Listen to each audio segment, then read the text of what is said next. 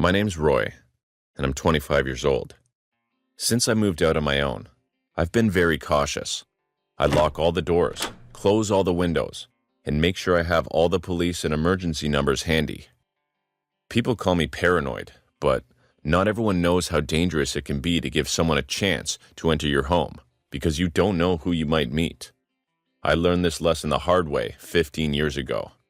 And every time I question whether I'm being too exaggerated, I remember what happened that night and realize that a little extra security never hurts. I was only 10 years old, and it was my first night alone. My parents were divorced, and my dad wasn't a big fan of babysitters, as he didn't trust inviting a stranger into your home to watch your child. I usually live with my mother, but she had to go on a business trip. And although my father spent every weekend with me, on weekdays, I didn't know anything about his life. My mother forced my dad to take care of me for that week, and my dad told her that he was taking a vacation to be with me. But he lied. He had already taken a leave a month ago to go to another country with his new girlfriend, and even though he didn't tell me, I saw his messages with her, and I knew it was true. Without the vacation, my dad got engaged to my mom, and when he talked to me, he told me that he had to work and that I could take care of myself.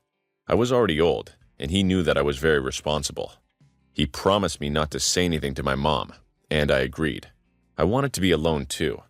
It was my chance to prove to the world that I could take care of myself. When he left for work, my dad locked all the doors and left me the keys. He also left me all the emergency numbers close by, with his on top of everything if anything should happen. He also left me prepared food that I only had to reheat, and lots of treats to eat only after dinner. He told me that to make sure I did everything, there were cameras all over the house and that he would watch me at all times. But I knew that was a lie. Otherwise, he would have told me before or shown them to me. After all this, my father grabbed all the stuff and left, leaving me alone in his apartment. The moment he left, I was running to open the candy and stuffed all of it in my mouth without a second thought. I knew that after dinner, I would want to eat more, so I saved a few for later and went to watch TV. After a few minutes, I fell asleep with my belly full of treats and the TV on. I was dreaming about my pets at my mom's house until suddenly, a loud noise woke me up. The doorbell was ringing incessantly, as if someone who knew the place wasn't empty had been ringing for a while. I was terrified that I hadn't slept all day, and the doorbell ringer was my angry dad. But when I saw the time, I realized that it would still be a long time before he arrived. I put on my flip-flops and approached the door. On the other side was a woman. She looked familiar, but I couldn't try to remember who she was. I asked her what she wanted, and she told me she was the neighbor my dad sent to take care of me. I told her that my dad had left me alone, but she said he changed his mind on the way downstairs and sent her to make sure everything was okay for a few minutes. I wasn't sure if I believed her, but within seconds she said, "Come on, open up, Roy, or your dad'll get mad." This woman looked very familiar. She knew my father was working and knew my name, so I believed her and opened up. As she walked in, she thanked me with a strange smile and started asking me if I had done my homework, to which I replied surprisingly that I was on vacation since it was the middle of January. She just laughed, ignored me, and told me to watch TV and hurried into my father's room. I saw out of the corner of my eye what she was doing, and she was rummaging through everything as if she was looking for something. I asked what she was doing, and she told me that my father had told her to get his money from him and to give it to her because she wanted to buy a surprise for his favorite son. At that moment, I didn't notice how strange it was that my father didn't know where his own money was, and I just got excited about the surprise I was going to get. After a few minutes, the girl violently broke the drawer of a closed cabinet and took out a pile of money, to which she reacted by laughing frantically. She stuffed everything into a bag and was leaving, but I stopped her and asked her to warm up my food before she left. At first, she just looked at me angrily, but then she gave me a big smile and said she'd be happy to warm up my food. Suddenly, she rushed over to me and hugged and squeezed me violently. I started to cry in desperation, but she paid no attention, just pulled me over to the kitchen chair and told me to stay still or she would hurt me. Terrified, I obeyed. The girl tied me to the chair with a rope she had found while going through my father's things, and started boiling water. She would probably make me the noodles my dad had on top of the fridge. I told her I wasn't hungry anymore, but she ignored me. After a few minutes, she asked if I was thirsty and wanted some water, to which I told her I'd prefer some orange juice. I asked her if she could untie me since the ropes were tight, and again, she did not answer me. I wanted to ask her if she would serve me juice, but my thoughts were interrupted by an indescribable sensation of pain. The girl was pouring all the hot boiling water slowly on my head. She was dripping it slowly, and the water was running all over my face and body. I screamed desperately and tried to free myself, but there was no solution. I felt my face starting to melt and my vision beginning to blur. The girl started to run the hot water all over the rest of my body, ensuring that none of my parts were dry, while she laughed nonstop. When she ran out of the water, I was still screaming, to which she reacted by slapping me hard across the face as she continued to laugh. Almost without understanding anything, I heard banging on the door and voices asking me if everything was all right. The woman went to open the door and worriedly told the neighbors that I had an accident and needed help. As the neighbors came in to see me, she ran out of the house in desperation, taking all my father's money with her. The neighbors who came to help me saw me and screamed in surprise when they saw my condition, and they untied me and desperately called the ambulance. I was never able to recover from what happened. I received permanent wounds and marks all over my body and could not leave the hospital for a long time. Eventually, I found out that that woman was my dad's ex-girlfriend, with whom he had gone on a vacation a month before, but they had a very violent fight. The girl looked familiar to me because some of the pictures I saw of her when I was checking my father's cell phone. And I also remembered how I had seen them arguing loudly in chat rooms, and she constantly threatened to hurt me, but my father never took her seriously. After the hospital, I didn't see my father for years, not because he didn't want to see me, but because my mother denied him until I was of age and could decide independently. My father didn't try to take any legal action against her, as he felt very guilty about what happened and felt that maybe he deserved it. Today, my relationship with him has improved a little, but I never go into his apartment again because every time I see him from a distance, the marks that are permanently left on my skin start to burn again. My name is Eileen, and although very few people have believed me since I was a little girl, my dream was to work at Hooters. This was always a source of ridicule at school because when they asked all my classmates, they wanted to be doctors, veterinarians, drive airplanes, or work as lawyers. All of those jobs seemed incredibly dull to me. At Hooters, on the other hand, all the girls seemed to always have fun. Every time we went there, they were all smiling, talking to each other and the customers, active and happy. I was convinced that as soon as I turned 18, I would work there. But little did I know, the nightmare was coming to me when I did. A week after I turned 18 and went to Hooters to drop off my resume, I had no work experience, but I tried to look as enthusiastic and happy as possible. The manager seemed like a nice guy, treated me very well, and told me how Hooters was first a family and then a job. After the interview, he said that he would call me during the day after evaluating the other candidates. But when he saw me nervous, he winked at me and told me to stay calm and that the job was mine. When I left, I was jumping for joy in the street. I was so happy that people probably thought I had won the lottery. There would be more than one person who would be surprised if they knew that I only had an interview at Hooters. When I got home, I remember being glued to my cell phone, waiting for the call.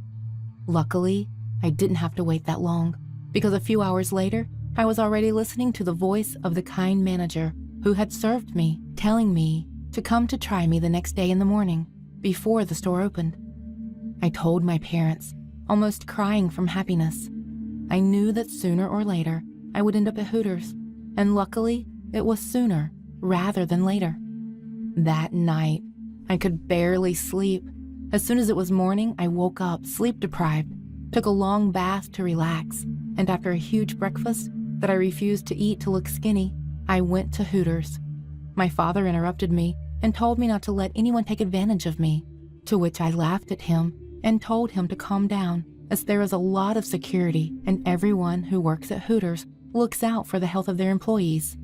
My father didn't seem convinced, but he hugged me, and I left. I arrived much earlier than I agreed, but my manager was already waiting for me. I knew that Hooters wasn't even open at that time, but even so, there were already employees working. Upon seeing me, the young manager greeted me with a hug and told me that he welcomed me, and even though I was on a trial run, I was well on my way, and the job was almost mine. The man introduced me to the rest of the employees, and they all greeted me very nicely. The girls had that happiness and friendliness that I saw so much when I was a kid, so I tried to be as much like them as possible. After that, my manager left me with an employee who greeted me and told me that she was the one who had been there the longest.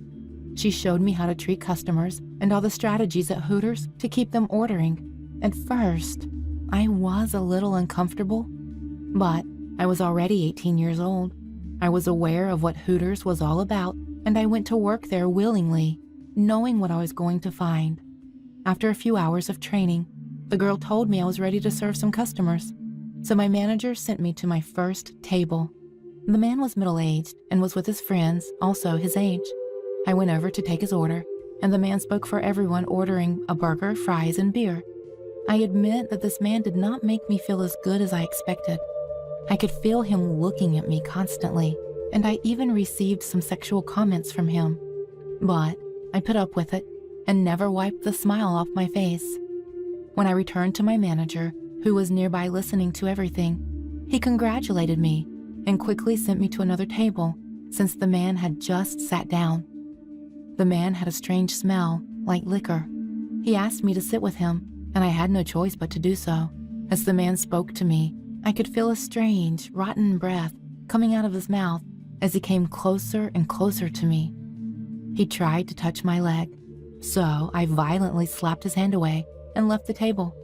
My manager's reaction surprised me. He was angry with me, telling me that no matter what, I couldn't leave that way, as it would scare the customer away.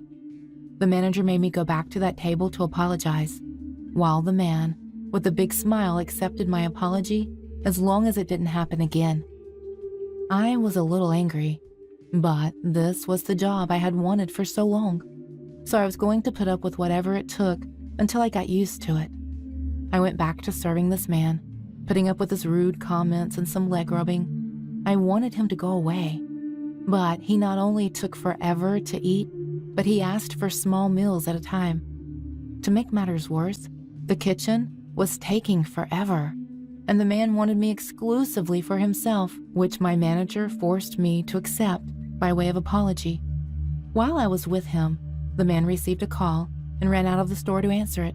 He left his things in the store, so I knew that my torment with him was not over. But at least I could rest for a moment. I approached the kitchen to tell my manager how much I had endured and show him how much I had improved about the wrong time I had had before. But before I opened the door, I heard his voice talking to the girl who had trained me. They were both laughing loudly. I quickly realized that they were talking about me, since the manager mentioned me as the new girl and not Eileen. I stayed a while longer, listening to decipher if they were talking about how I was doing, and what I heard surprised me so much that I almost fell to the floor.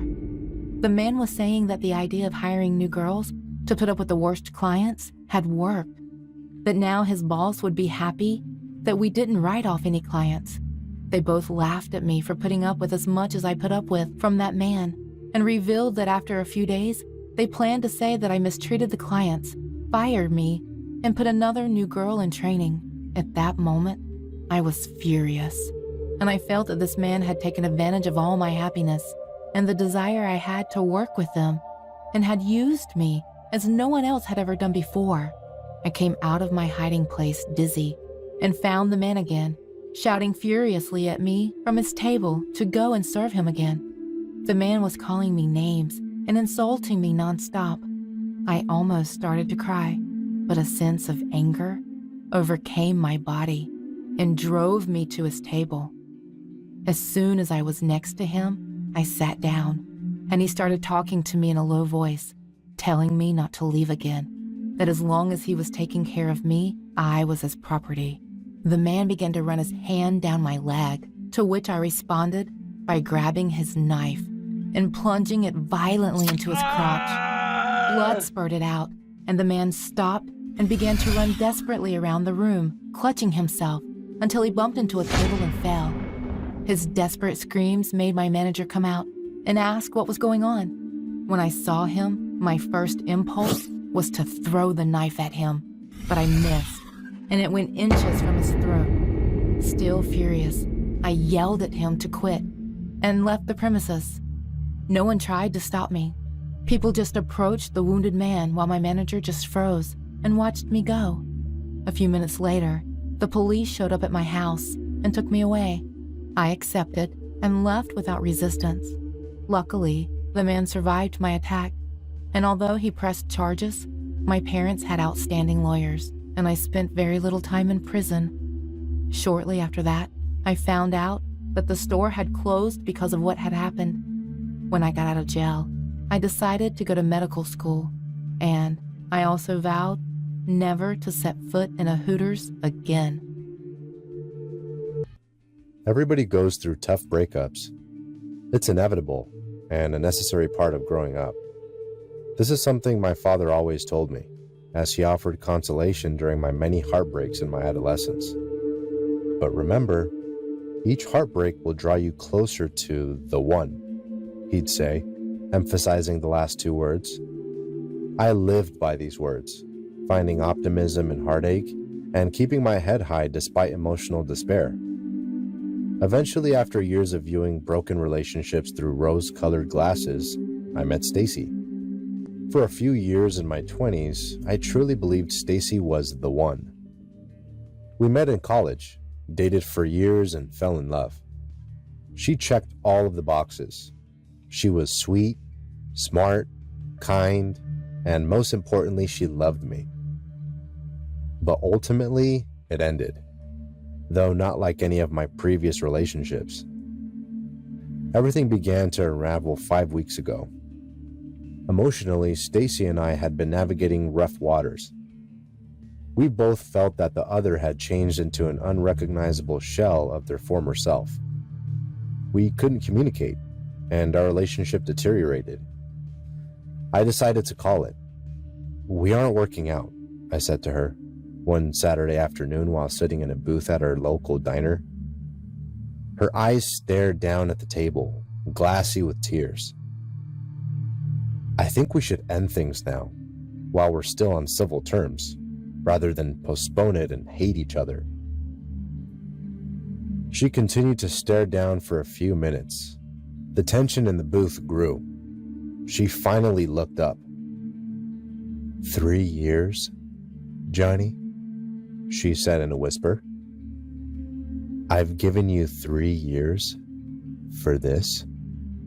She gestures at the restaurant around us. "To end it in a fucking diner?" "I'm sorry," I said. "I don't know what else to say." I got out of the booth and dropped a $20 bill on the table. Still looking down, she whispered, "You will be." "What?" I asked sharply. "What the fuck is that supposed to mean?" She looked up, gave me a weak smile, gathered her things, and headed for the door. "It's nothing," she said. "I'll just need some time." But as is always the case, things didn't break smoothly. For the next few weeks, Stacy made unexpected appearances throughout my daily routines. During a stop at the supermarket, I spotted her familiar face 3 aisles away, staring at me through dark sunglasses. Eating dinner with my coworkers, I noticed her sitting at the bar, glancing over to my table every few seconds. Every night I'd spot her old Ford car parked across the street. I hoped her interest in me would flicker away, but when the stalking intensified, I decided to stop it. A cold morning a week later, I entered my coffee shop for my daily routine. The barista greeted me cheerfully. "Good morning, Johnny," she waved, grinning wildly. "Here you go, the usual." She handed me my personalized Americano drink. I stared blankly, since I hadn't ordered. Courtesy of Miss Stacy, she beamed. I have to say, you two make such a cute couple. Her pitch rose in delight. She nodded her head towards the back of the shop where Stacy sat, grinning. She shot me a quick wave. Listen, Monica, I began. I'm not sure if you've heard, but Stacy and I are engaged. A voice finished for me, behind me. Stacy wiggled her hand to Monica. A diamond ring glittered on her finger. Oh my God, screamed the barista. Stacy joined with a high-pitched yelp. Why didn't you tell me? Congratulations to you guys. I've always thought of you two. I cut her off, grabbed Stacy's arm, and dragged Stacy out the door. What the fuck, Stacy? I scolded. What the fuck are you doing? I know you didn't want to break up, but this? This? What the fuck? Stacy began to weep loudly. Eyes glared at me suspiciously. Stop, I whispered sharply. Stop. Like a switch, her crying stopped. See? She said, smiling in a calm and soothing voice. See what I can do? Everyone will always believe the girl. I stared blankly, disbelieving. Let me put it in simple terms. She began in the same eerie voice. You are not breaking up with me. Got it? If you do, let's say there will be a lot of trouble for you. She winked. You're fucking crazy, I said in a hoarse voice. Maybe, she shrugged indifferently. But you're stuck with me, so don't suggest being apart again. Got it? She planted a kiss on my unmoving cheek and strolled down the street. See you, babe, she winked at me over her shoulder. That night, I sent Stacy a series of harsh texts, demanding she leaves alone. I told her we were over. I told her I didn't want to see her. And I ended with a threat. If she didn't stop her stalking, I would file a restraining order. I didn't see Stacy for a week and a half. Yesterday evening, I arrived at my apartment and noticed my door was slightly ajar. Adrenaline pumping, I pulled my phone and dialed the police. I poked my head inside. Hello? I yelled. Is anyone here? If you are, identify yourself or I will call the police. No response came. This is your last warning, I screamed, trying to sound brave. I will call the police. In the distance, I heard a voice. It sounded familiar. It sounded like Alex Trebek. I locked my phone and entered my apartment. The bright television screen broke the living room's darkness. What phenomenon occurs? Alex began. Often referred to as the Northern Lights. On the couch, Stacy sat with a bowl of popcorn on her lap. Aurora Borealis, she chirped through a full mouth. I stood at the entrance to my living room, staring, immobilized with fear. My keys dropped, causing a loud clang. Stacy's head turned. Hey, babe, glad you're home. I know, she began apologetically. I know you always want me to wait for you to watch our Jeopardy reruns, but I couldn't wait. Come join me. I continued to stand and stare. A mix of horror and anger filled me. Stacy, I whispered, how did you get in here? Oh, I've had copies of your keys for years, she said joyously. I just never used them until today. I got copies of your car keys, work keys, and a pair that I believe opens your parents' house. I thought you knew. I lost it. Filled with fury, I screamed at her louder and harsher than I have ever screamed at anyone in my life. I told her I hated her. I didn't want her anywhere near me. I told her I would be filing a restraining order. And I pulled out my phone to call the police. I charged her with breaking, Now get the fuck out before they arrest you, I ended softly, panting in anger. She clicked the TV off. She turned to face me. Call them, she said calmly. I told you, they always believe the girl. She smiled. I began threatening her again, but she interrupted me and got up calmly. Look, she began. I get it. I do. You've made yourself very clear. I didn't want it to come to this, but you didn't give me any choice. She picked up her purse, rustled its contents, and pulled something out. In her hand was a small pistol. She raised it slowly. I told you, they always believe the girl, she began. Stacy, wait! I bellowed. Wait, we can talk about... But the bang cut me off. I fell to the ground, hands over my head, lying fetal. But the pain never came, only a soft ringing in my ears. I opened my eyes and lying in front of me was Stacy. Where her left eye used to be was a bullet-sized gaping hole. A mixture of blood, pus, and brains oozed pus in the hole. I stared in, panting loudly, noticing her brain twitch softly for the last time. Blood dripped from her nose. Her left hand index finger flickered slightly as her life left her.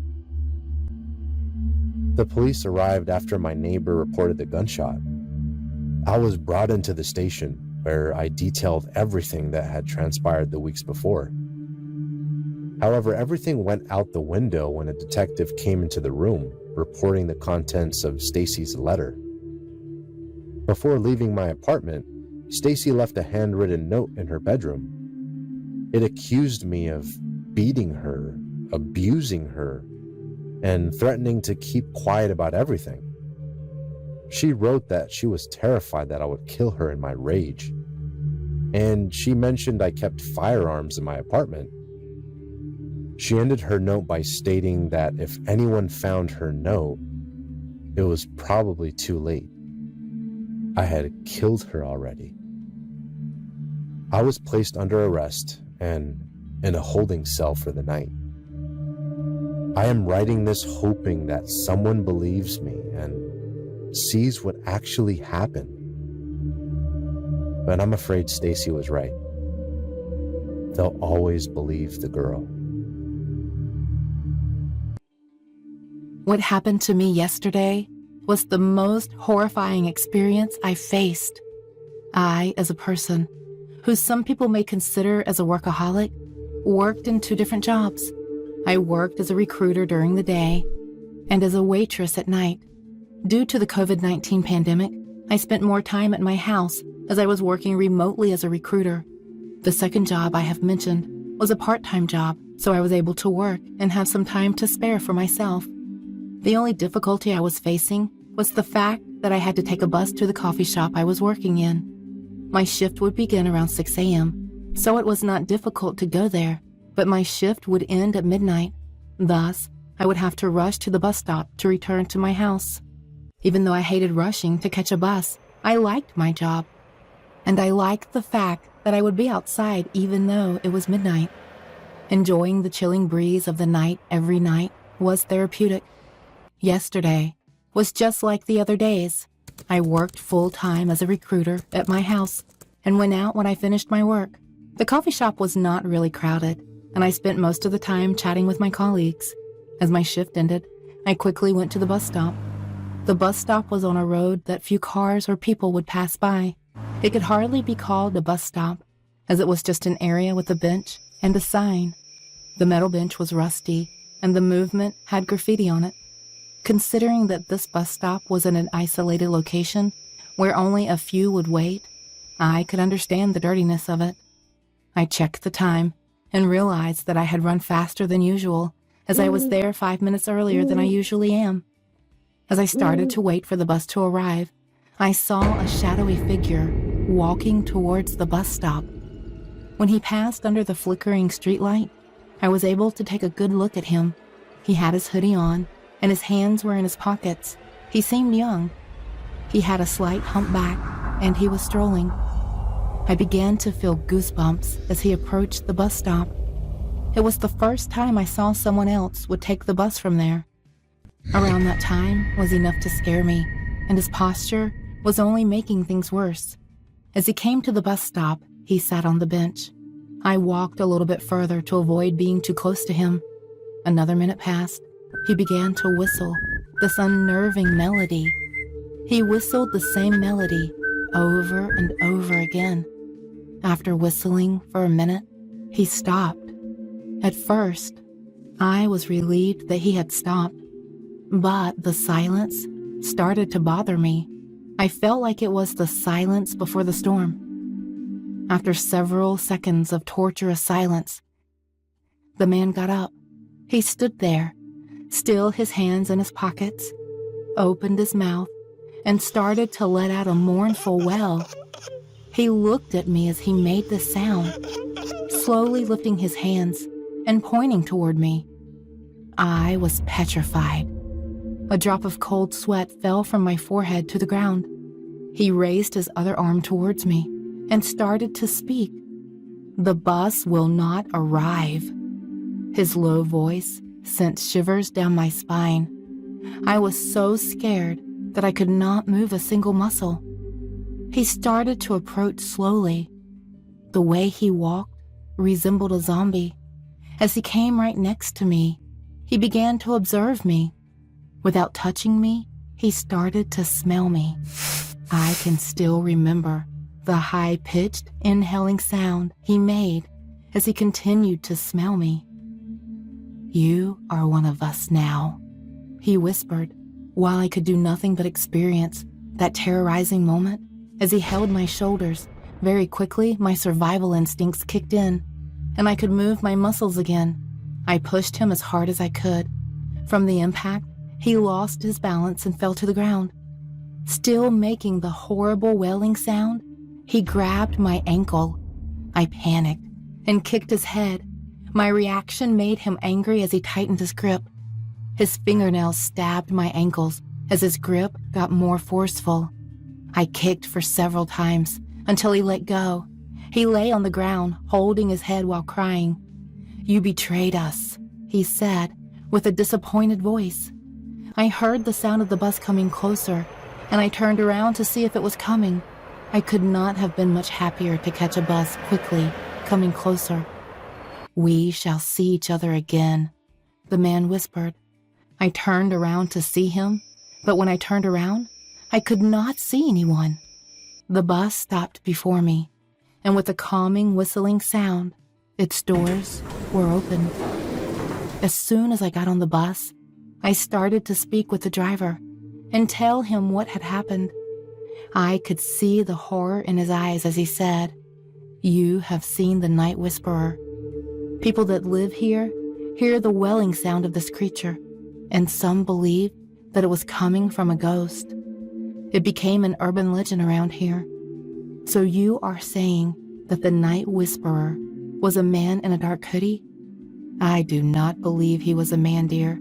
I think you have encountered a spirit." Obviously, I did not believe him, but I was still shocked by the recent incident. My body did not stop shaking for a couple of minutes. The driver tried his best to comfort me, and realizing that there were no other passengers on the bus, he offered to take me to a police station. I thanked him and accepted his offer. When I got off the bus, I rushed into the station. Officers saw me and, realizing my frightened state, directed their attention to me.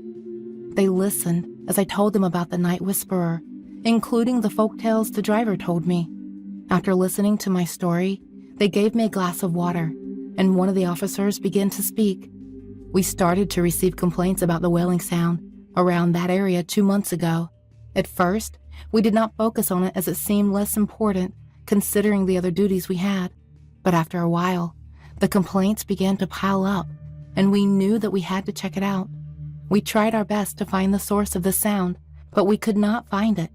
Then, we began to hear that children and women were disappearing. Another officer came next to us with some papers and a pen. She placed them on the table and listened as the other officer continued his speech. We started an investigation in the area. We have found some people like you that claim to be witnesses of the Night Whisperer, as they called it. The investigation is still ongoing, but we believe that a suspect is a man in his 20s with a mental disorder or drug addiction. Either way, your report will be helpful for the investigation. I wrote what I went through in detail and left the station. As I was walking back to my house, in a shadowy corner of a back alley, I saw the figure again. "I know where you live. They cannot save you," he shouted, and started to make the wailing sound. I ran back to the station and asked for protection.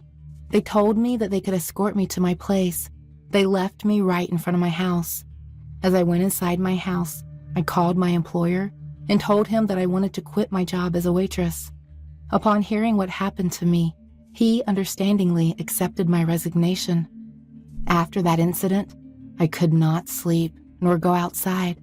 I know it has only been a day after it, but I am scared that this trauma will haunt me for years. Even now, I can still hear the uncanny wail of the man. Looking out of my window, I sometimes see shapes shifting inside the shadows and feel an utter disturbance. I am getting more and more paranoid every hour. I cannot get rid of the feeling of being watched. I hope the police find the suspect as soon as possible, or I won't be able to survive going through these challenging days. The world of horror content creators is not easy. People ask and ask for new videos without knowing how long it takes us to make them. I'm James. I'm 19. But until I was 17, I was a well-known urban explorer. In my early days, I was a paranormal investigator, but I never found anything, and my audience was getting bored. I went viral in a video that surpassed 1 million views, but my subscribers started to drop over time. After a few months of unremarkable content, I stopped making horror videos and dedicated myself only to explorations. My channel started growing again. Eventually, I made a new series of videos that consisted of me having the challenge of staying all night in different places. In the first videos, I stayed in the post office building, in a shopping mall, and a huge gym. For the next video, I had to target the most complicated place I had done so far: Walmart. I had everything planned. I was going to hide behind some cushions at closing time. I had a backpack with water and food. I didn't plan to steal. Since there were cameras and they could expose me if they caught me, in the worst case scenario, I preferred to keep it all as a teenage prank. Come nightfall, everything went as expected. The guards seemed to look around the place without much interest, more focused on going home than finding someone hiding. I decided to let the time pass by sleeping, setting my cell phone alarm to ring a few hours later. In the early morning, I was awakened by the sound of my cell phone, and I pulled back the pillows. I looked around and confirmed that my plan had been a success. I was alone. I started to investigate the Walmart. I entertained myself in the games section and even watched the TVs for a while, documenting everything that was going on.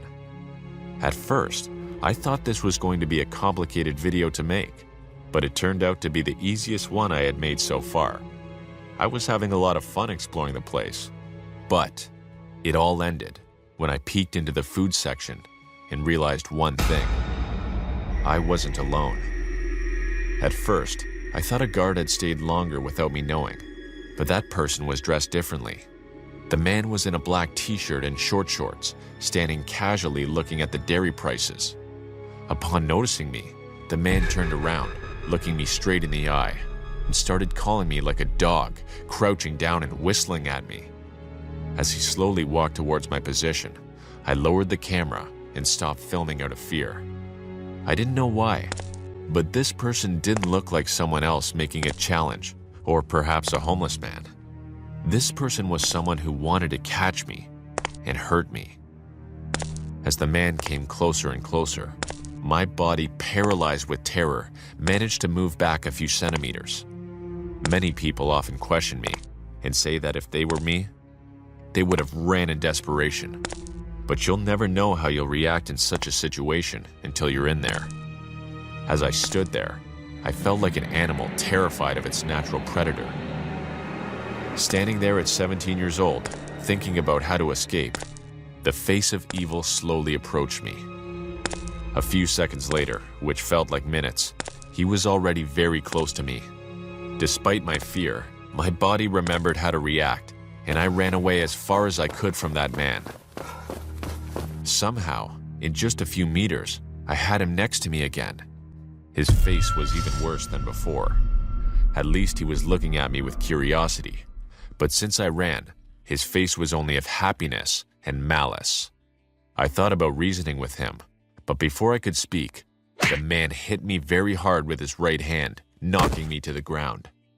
I tried to stop him, but he climbed on top of me and prevented me from getting up. Tears ran down my eyes in despair, and he punched me incessantly in the face, smiling. My tears were confused with blood spurting out of my face. I felt like I was going to faint at any moment. The man seemed aware of my situation, so he stopped hitting me, and without saying anything, pulled a knife out of his pants. He looked at me smiling and threatening to stab me in the chest, but stopped halfway and continued laughing, tormenting me. Before I could react, he grabbed my right hand and slowly plunged his knife into my palm. The pain was indiscernible, as he did not immediately stab my hand. The man slowly pierced the knife in and began to twist it hatefully. Meanwhile, his eyes were still fixed on me. This man did not care about the damage he was causing me, but he enjoyed seeing the expression of pain on my face. A few seconds later, I heard loud noises behind us. It was the police, who had somehow found us. The man pulled the knife out of my body and went running quickly to them to try to kill them. But with several shots in the leg, he realized he wasn't going to win and had to give up.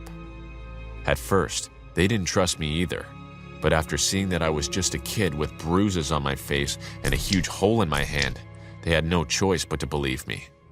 When I was finally reassured that my life was no longer at risk, I closed my eyes and collapsed to the ground. The policeman rushed me to the hospital, but I had lost too much blood. Shortly after waking up and receiving the scold of my life from my angry but concerned parents, I learned that Walmart was not going to press charges for trespassing during the night. Even though no guards are monitoring the whole place, they have lots of cameras and people monitoring them at times, so they witnessed everything that had happened between me and this psycho. Speaking of him, neither the police nor my parents told me much. But a few days later, I saw the news, and I dropped the remote control out of fear. The man was a cannibal who enjoys savagely beating his food unconscious before devouring it. Today, I don't know what life will be like for this man or the rest of my acquaintances who had urban exploration. But after that day, I knew I had to give up this type of content. I won't have the same amount of viewers, but lately, I started telling stories of psychopathic killers. A lot of people think they're lies or that they're exaggerated, but they don't know how exaggerated reality can be and how a man almost devoured me in a Walmart.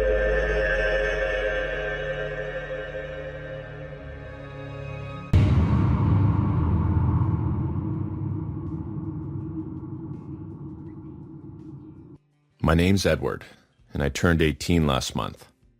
I finished high school 2 months ago, and now I'm preparing to start studying cooking. My dream is to be a recognized chef. I've been cooking by myself for almost 5 years, since the day I decided that I was never going to eat out again. People tell me that my decision is a bit extreme, and that I should get over it, because there's nothing nicer than trying new flavors from different chefs. They may be right, but if they had experienced what I did that night, they wouldn't want to go to eat again either. That February night, I was only 12 years old. My parents were about to take me out to eat at my favorite place in the world, McDonald's. I remembered how anxious I was that day. I remember that day I was very anxious to go since I hadn't eaten all day. I wanted to save my appetite for the huge cheddar burger I was going to eat. I was also a big fan of French fries. My parents always left me theirs because they knew I could never get enough with the ones they gave me. I was thinking about the food for so long that before I knew it, we had arrived, and I ran to the counter to place my order. The place was empty, and it made sense. It was a Tuesday at 2 a.m., and I didn't expect anyone else to be around.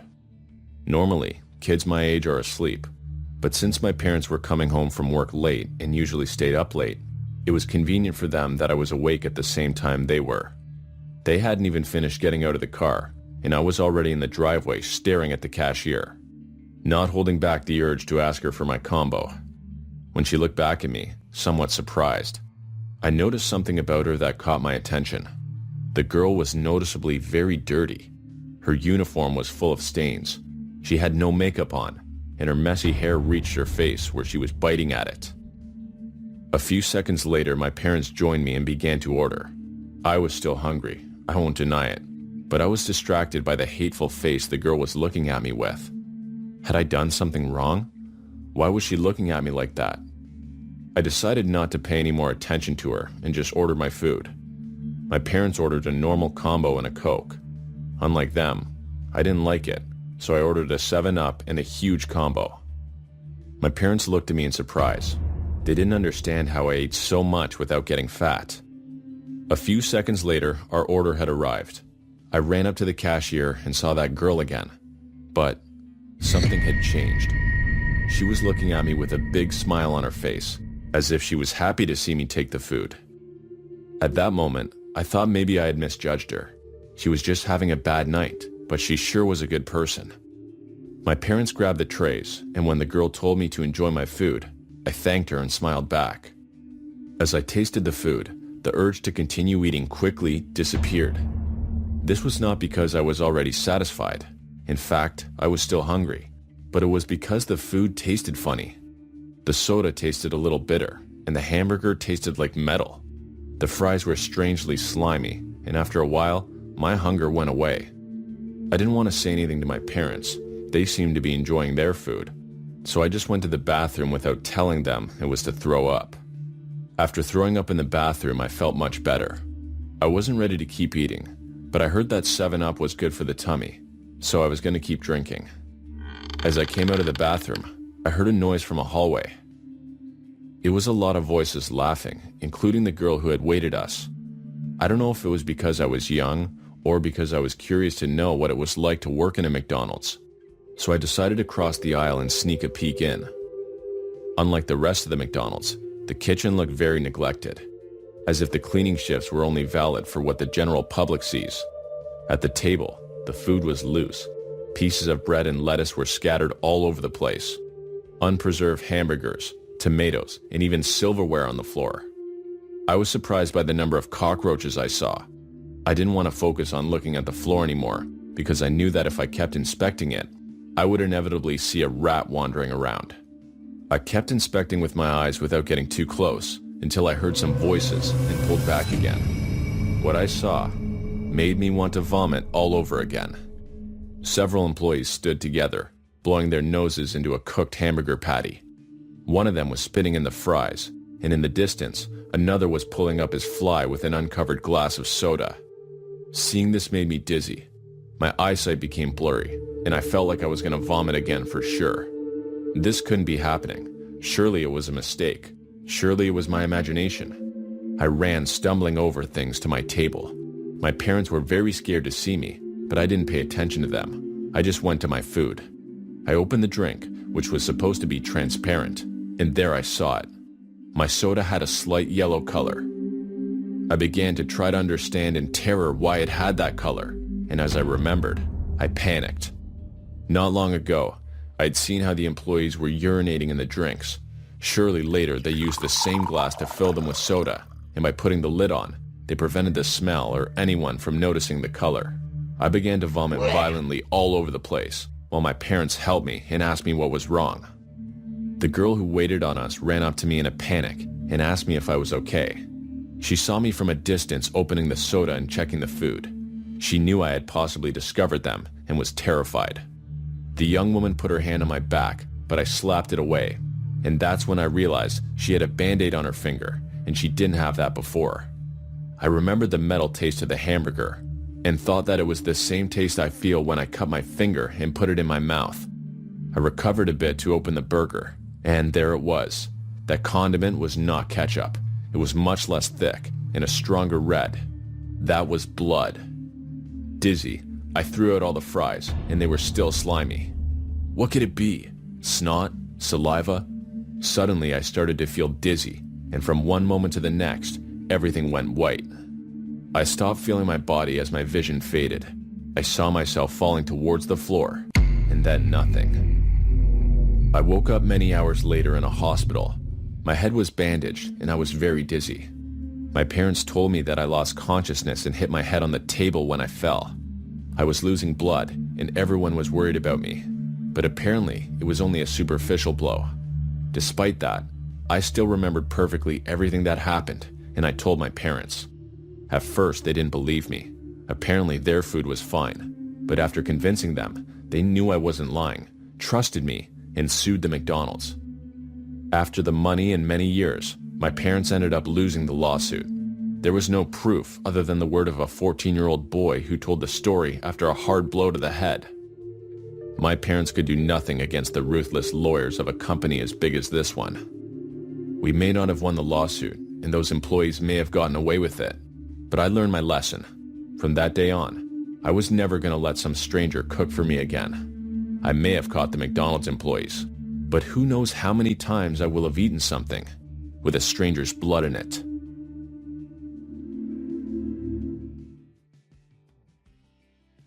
Hi, my name is Ethan, and I'm 37 years old. During my youth in the 1990s, a horror fad was taking over the world, popularized in movies, television, and even books. These new horror icons were clowns. The craze took over the world, but was replaced years later with something new. However, for me, the fear never left.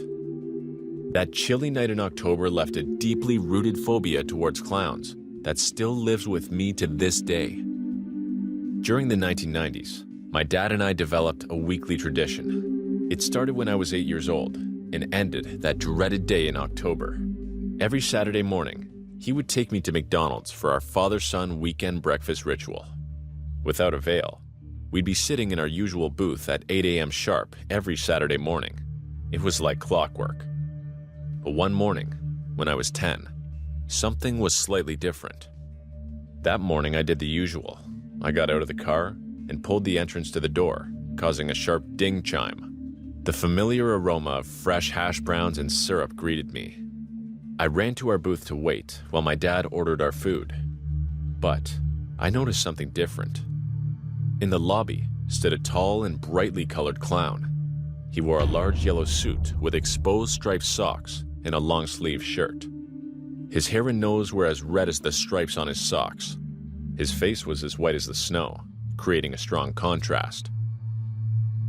He wore a comically large red smile and shoes. The clown was busy with other boys and girls that hugged him and posed for pictures. They all laughed together as the disposable cameras flashed in the hands of proud parents. My dad joined me sitting in the booth. "Did you see?" He gestured towards the lobby. "Want to go take a picture?" The clown looked happy. He looked fun. He looked like the clown that had attended my friend Andy's party. I jumped out of my seat and rushed over to him. By then, the clown had sat on a chair. Our eyes met among the laughter of the running children and bustling kitchen.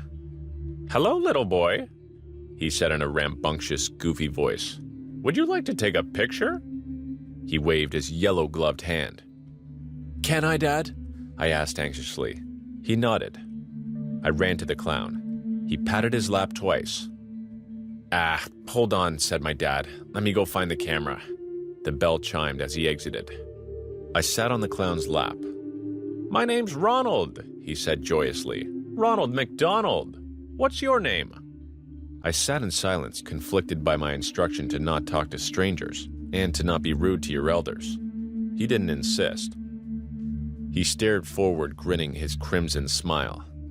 I began to feel tension in the air. Something about his wide eyes and blood-red mouth made me uncomfortable.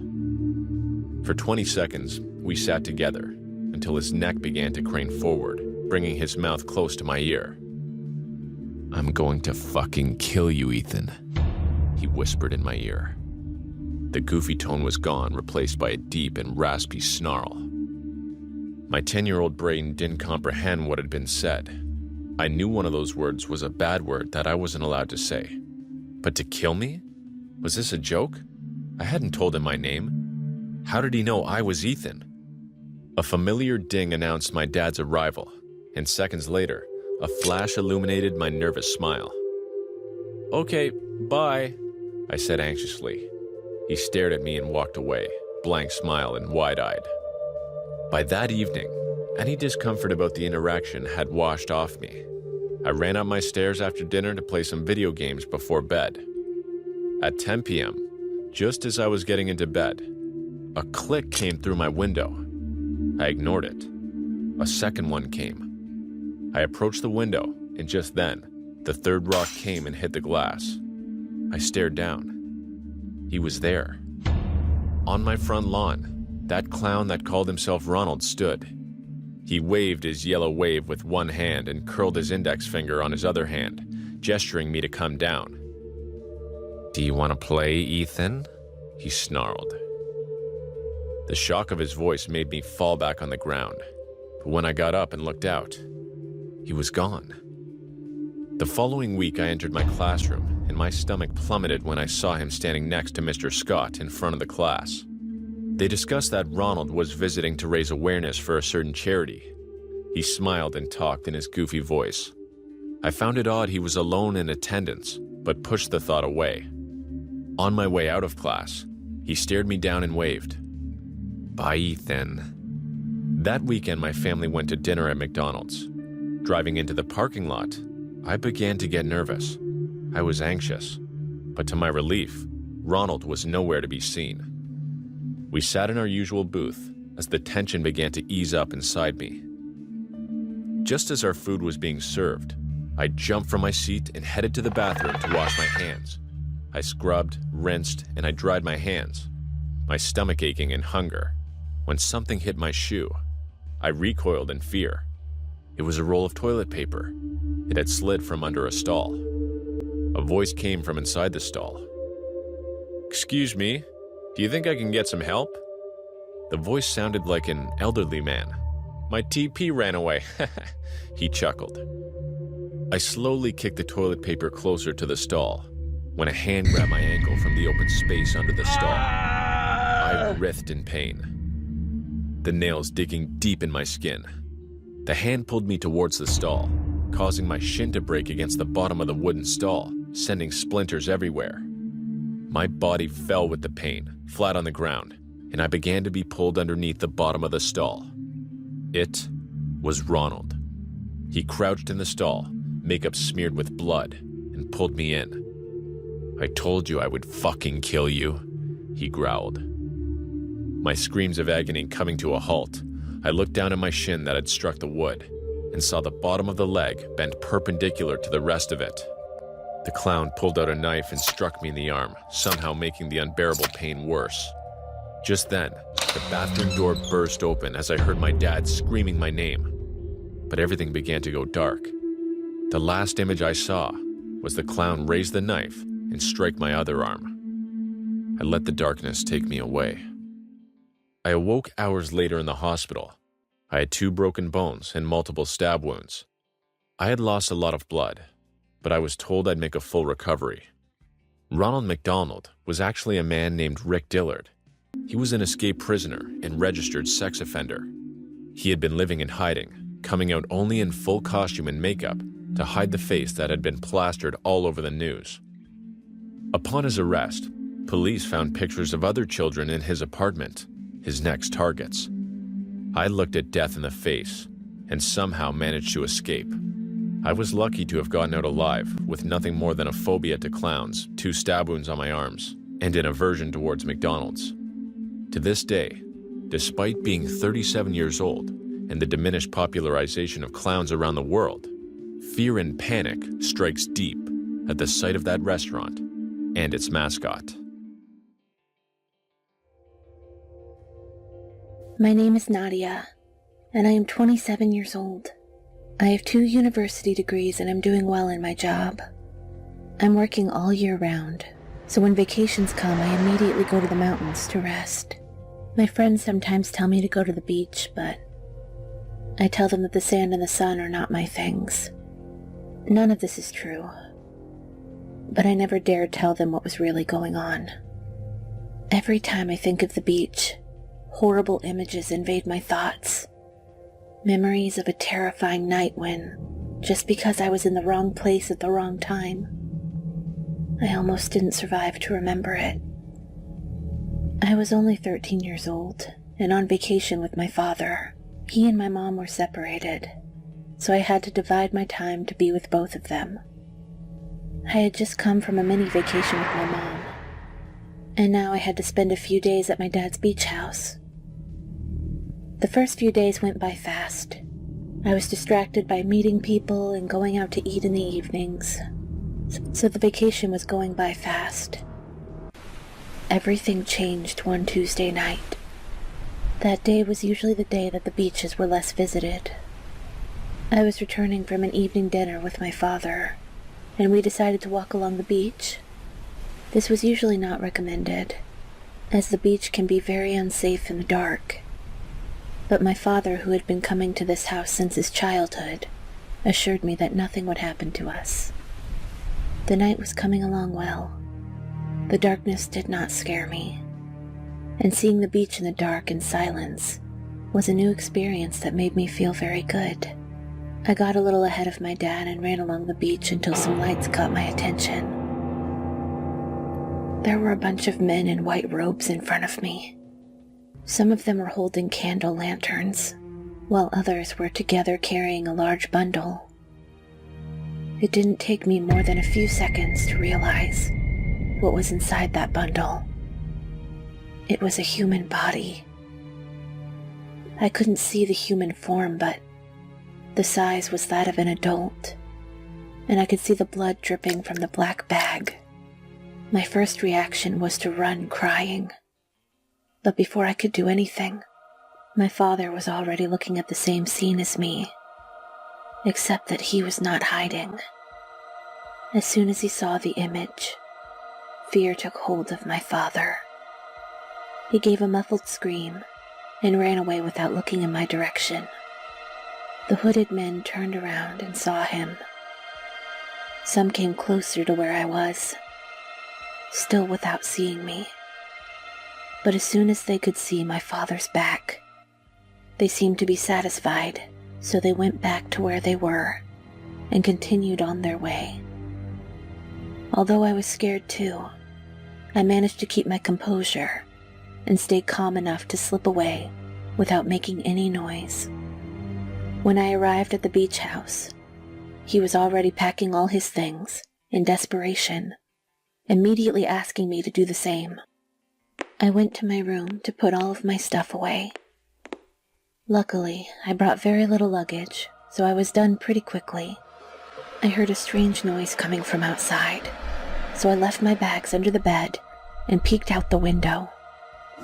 On the other side, shadows moved quickly and stealthily behind my house. Suddenly, I felt a loud knock at the entrance of our house, and I could barely react as a bunch of footsteps invaded our vacation home. As soon as I heard the noises, I ducked under my bed with a knife to protect myself and put the suitcase in front of me so they wouldn't see me. Behind it, I could see how a pile of boots covered with the same white tunic I had seen on the beach surrounded the house. Some of them came into my room, but left without much interest when they saw it empty. I kept taking deep breaths and praying that my father might escape, but as if in response, I heard his screams coming from his room, and within seconds, noises of him being dragged through the house. The men in white dragged him into the dining room, and for the first time, I could see him from under the bed. One of them approached him and told him he had interrupted a sacrifice that they were making to appease the wrath of the sea, which was adamant about offerings. My father tearfully asked for forgiveness, but none of these people were the least bit interested in listening to him.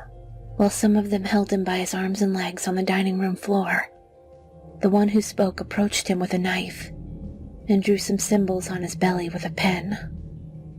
They were symbols I had never seen before, but that was the least of our worries.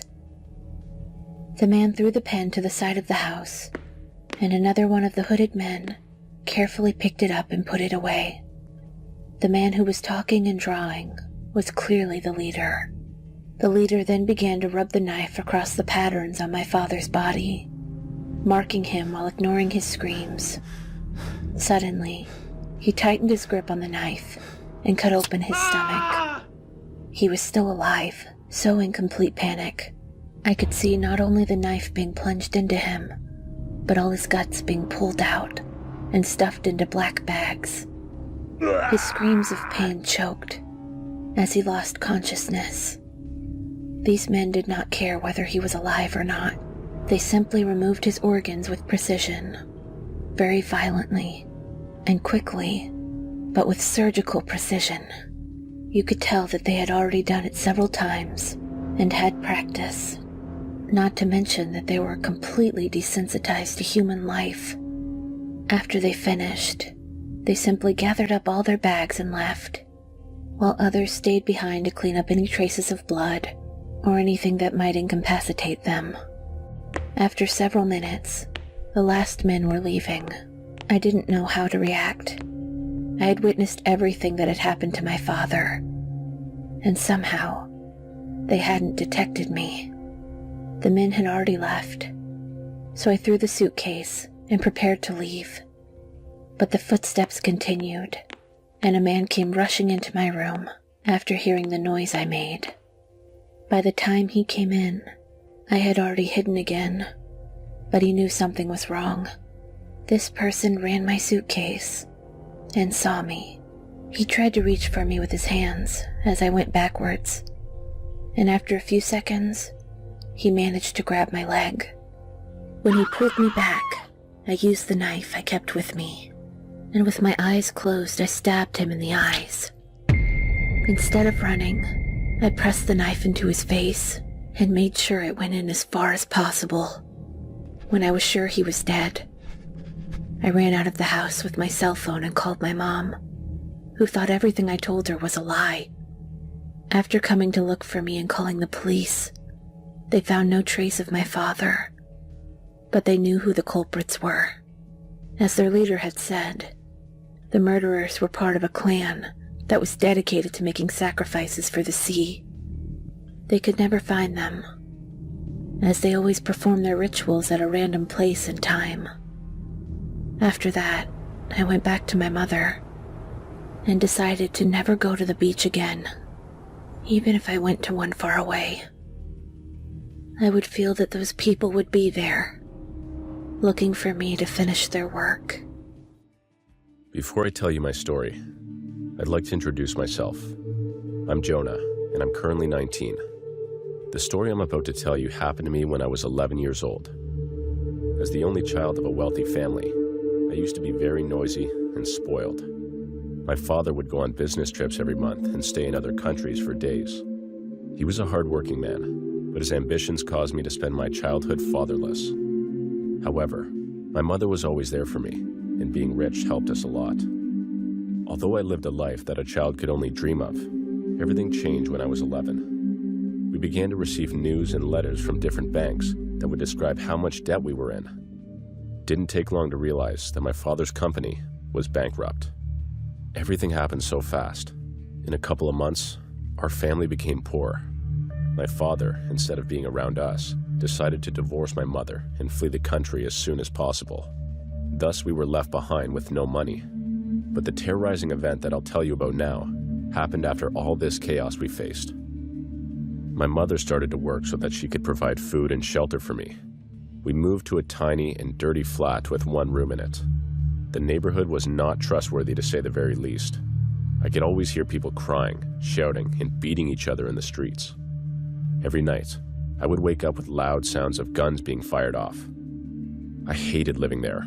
There was nothing we could do. This place was the best we could afford at the time. One day, my mother returned from work. She opened the door and came inside the flat. I could see that she had brought a friend with her. Her friend was an older man with white hair and a long beard. Something was unsettling about this guy's eyes. He had dark brown eyes with wrinkles around them. What made me creeped out by his eyes was how he was looking at me. At his first glance upon me, his eyes shined with unearthly madness and an incredible sense of joy. He opened his mouth and showed his toothless gingiva. He was trying to smile, but all I could see was an endless void. Unexpectedly, he was a very muscular older man. I could see some scars on his arms that looked like knife wounds. My mother introduced the man to me and started to tell me how they met. This older man was our neighbor. He was living downstairs with his sick wife.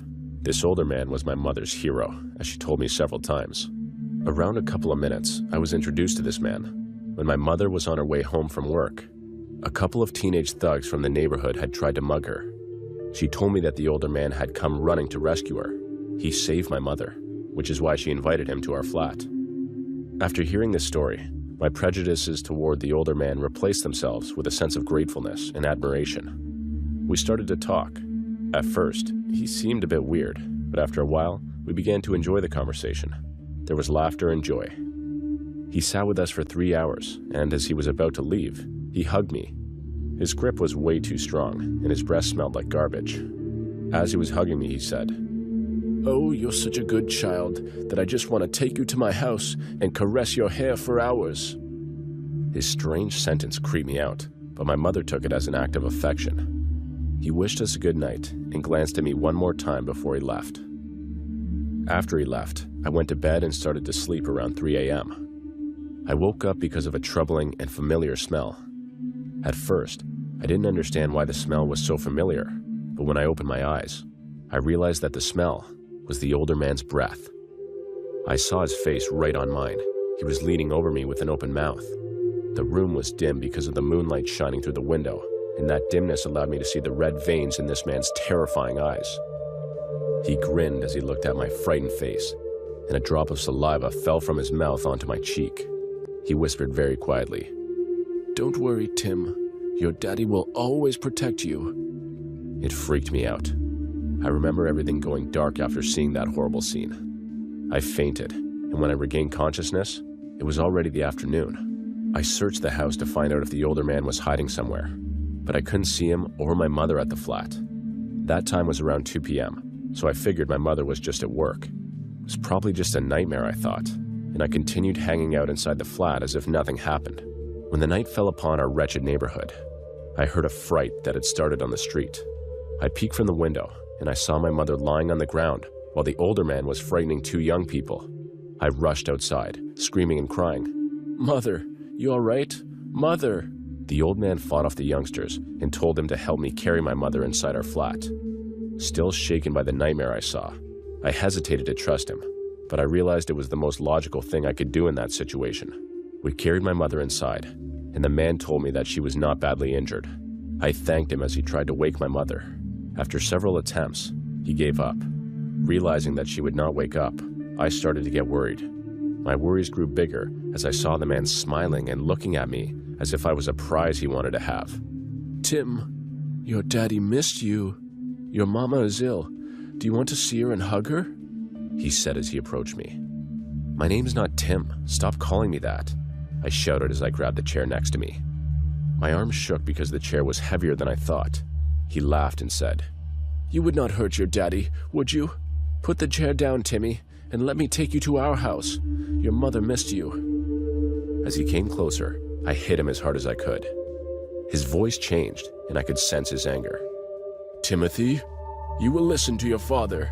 You are coming with me," he yelled as he pulled the chair out of my hand and grabbed me by my hair. He dragged me to his flat downstairs. As he opened the door, I started to smell the disturbing scent of the house. What I saw in that house is still the reason for my sleepless nights today. I saw a skeleton-like figure lying on the couch with rotten skin. The corpse's skin looked like it had melted and mixed with the sofa. I screamed as hard as I could. I tried to escape as the old man called me Tim and told me to stop frightening my dad. I knew that I wouldn't survive this if I didn't fight dirty, so I bit the older man's hand so hard that I actually ripped a piece of the flesh out. He let go of me as he shouted curses, and I ran upstairs. I got inside my home and locked the door. When I got inside, I saw that my mother was conscious and already calling the police. She told me that it was the older man who knocked her unconscious. While we waited for the cops to arrive, the older man tried to break into our place for 10 minutes straight and finally managed to do so. As he burst open the door, my mother and I screamed so loud. At that moment, we heard police sirens. The older man jumped on us, and I could understand that his only intention at that point was to kill us. We tried our best to defend ourselves as he punched and scratched us. He maniacally continued to hurt us until we heard gunshots. The older man got shot several times, and his motionless body fell onto me. After that incident happened, the police told us about the older man. He was a mentally unstable man who had lost his child 15 years ago. His son, Timothy, was my age when he died. The older man and his wife were going through depression after losing their only child. Upon searching the house, the police identified the corpse on the couch as the older man's wife. They told me that after his wife died, the man lost his sanity and tried to recreate his family. He was most probably planning to keep me locked up in his flat and pretend like I was his son, little Tim. To this day, I still don't know how to react to all of this. But in my dreams, I see little Tim looking at me through the mirror and smiling with purple lips. My name is Alan. I'm 29 years old, and I work in customer service in a call center. My job is to make sure that all the customers have internet signal, since they call us every time it fails. I'll be honest, the signal my company sells is terrible, so we get a lot of calls every day. When I started working here 2 years ago, I didn't care about the days off or the hours. I just needed the money. Not only did I agree to work weekends, which is when they pay the most, but I also offered to work the night shift, since I would have to be paid for night hours. When I started, I was really comfortable, no matter what time I worked. I knew that a lot of people would call in to complain, but obviously, there would be fewer people on the night shift.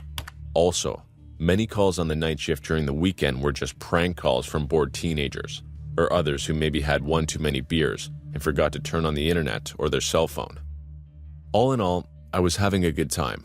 I was having a lot of fun in the job. Everything was going perfectly, until one day ruined everything. We usually leave at 11 p.m., and since it was a Friday, I couldn't wait to leave. But a few minutes before the scheduled time, the computer phone rang. On the other side of the phone was an elderly man. In these cases, we can't hang up the phone until the consultation is over, so I couldn't leave. That phone call lasted more than half an hour, and I was just furious inside. By the time I finished shutting down the system, the lights were already out and my colleagues had already left. I left my office with total indifference, even somewhat content that I was finally leaving, when I noticed a strange smell. It was like a burning smell, but there was no smoke. Normally, I would investigate for the source of the smell, but I immediately sensed that something was wrong. Aside from the smell, I felt a pressure all over my body. Something in the atmosphere was wrong. My body started to feel weak, as if something was making me sick little by little. The only thing I knew was that I wanted to get out of there as soon as possible. I couldn't stay in that place a minute longer. I walked through the company's warehouse road to the elevator that led to the parking lot, but something caught my attention halfway through. The elevator was open, and its lights were on.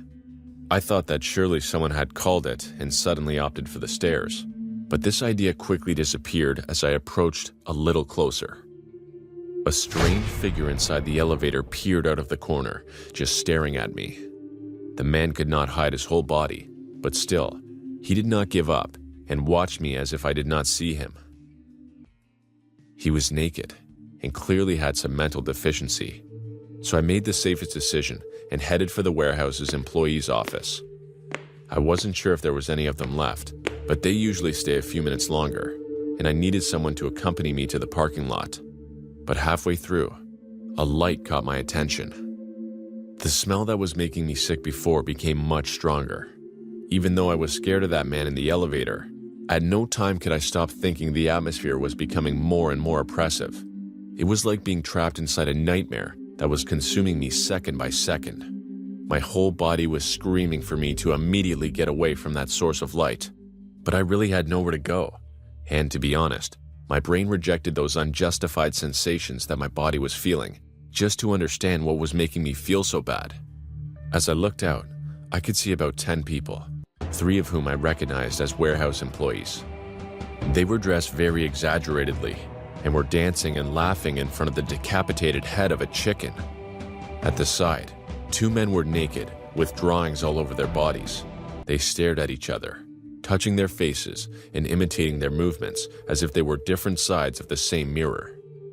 When I saw this, fear took over my body and my blood froze. I'm not religious, nor do I believe in satanic possessions or spells, but there is something I do believe in. Those warehouse employees were known to be very violent. Several of them had a reputation for getting into fights just for fun and threatening anyone who passed by, and I was sure that none of them would appreciate my presence in that place. I wanted to quickly head for the exit and pretend I hadn't seen anything, but my muscles were so tense that I couldn't help stomping on a shelf. I couldn't handle the fear and desperately ran to the elevator. Already in the safety of the lights and the background music of that small space, I quickly pressed the parking button, but the doors would not close. A hand was stopping the elevator, and a face was peeking over the doors. To my absolute petrification, the person from before, a middle-aged, ill-groomed man, was standing in front of me, just staring blankly at my face. Before I could react, he began to spit on me while laughing out loud.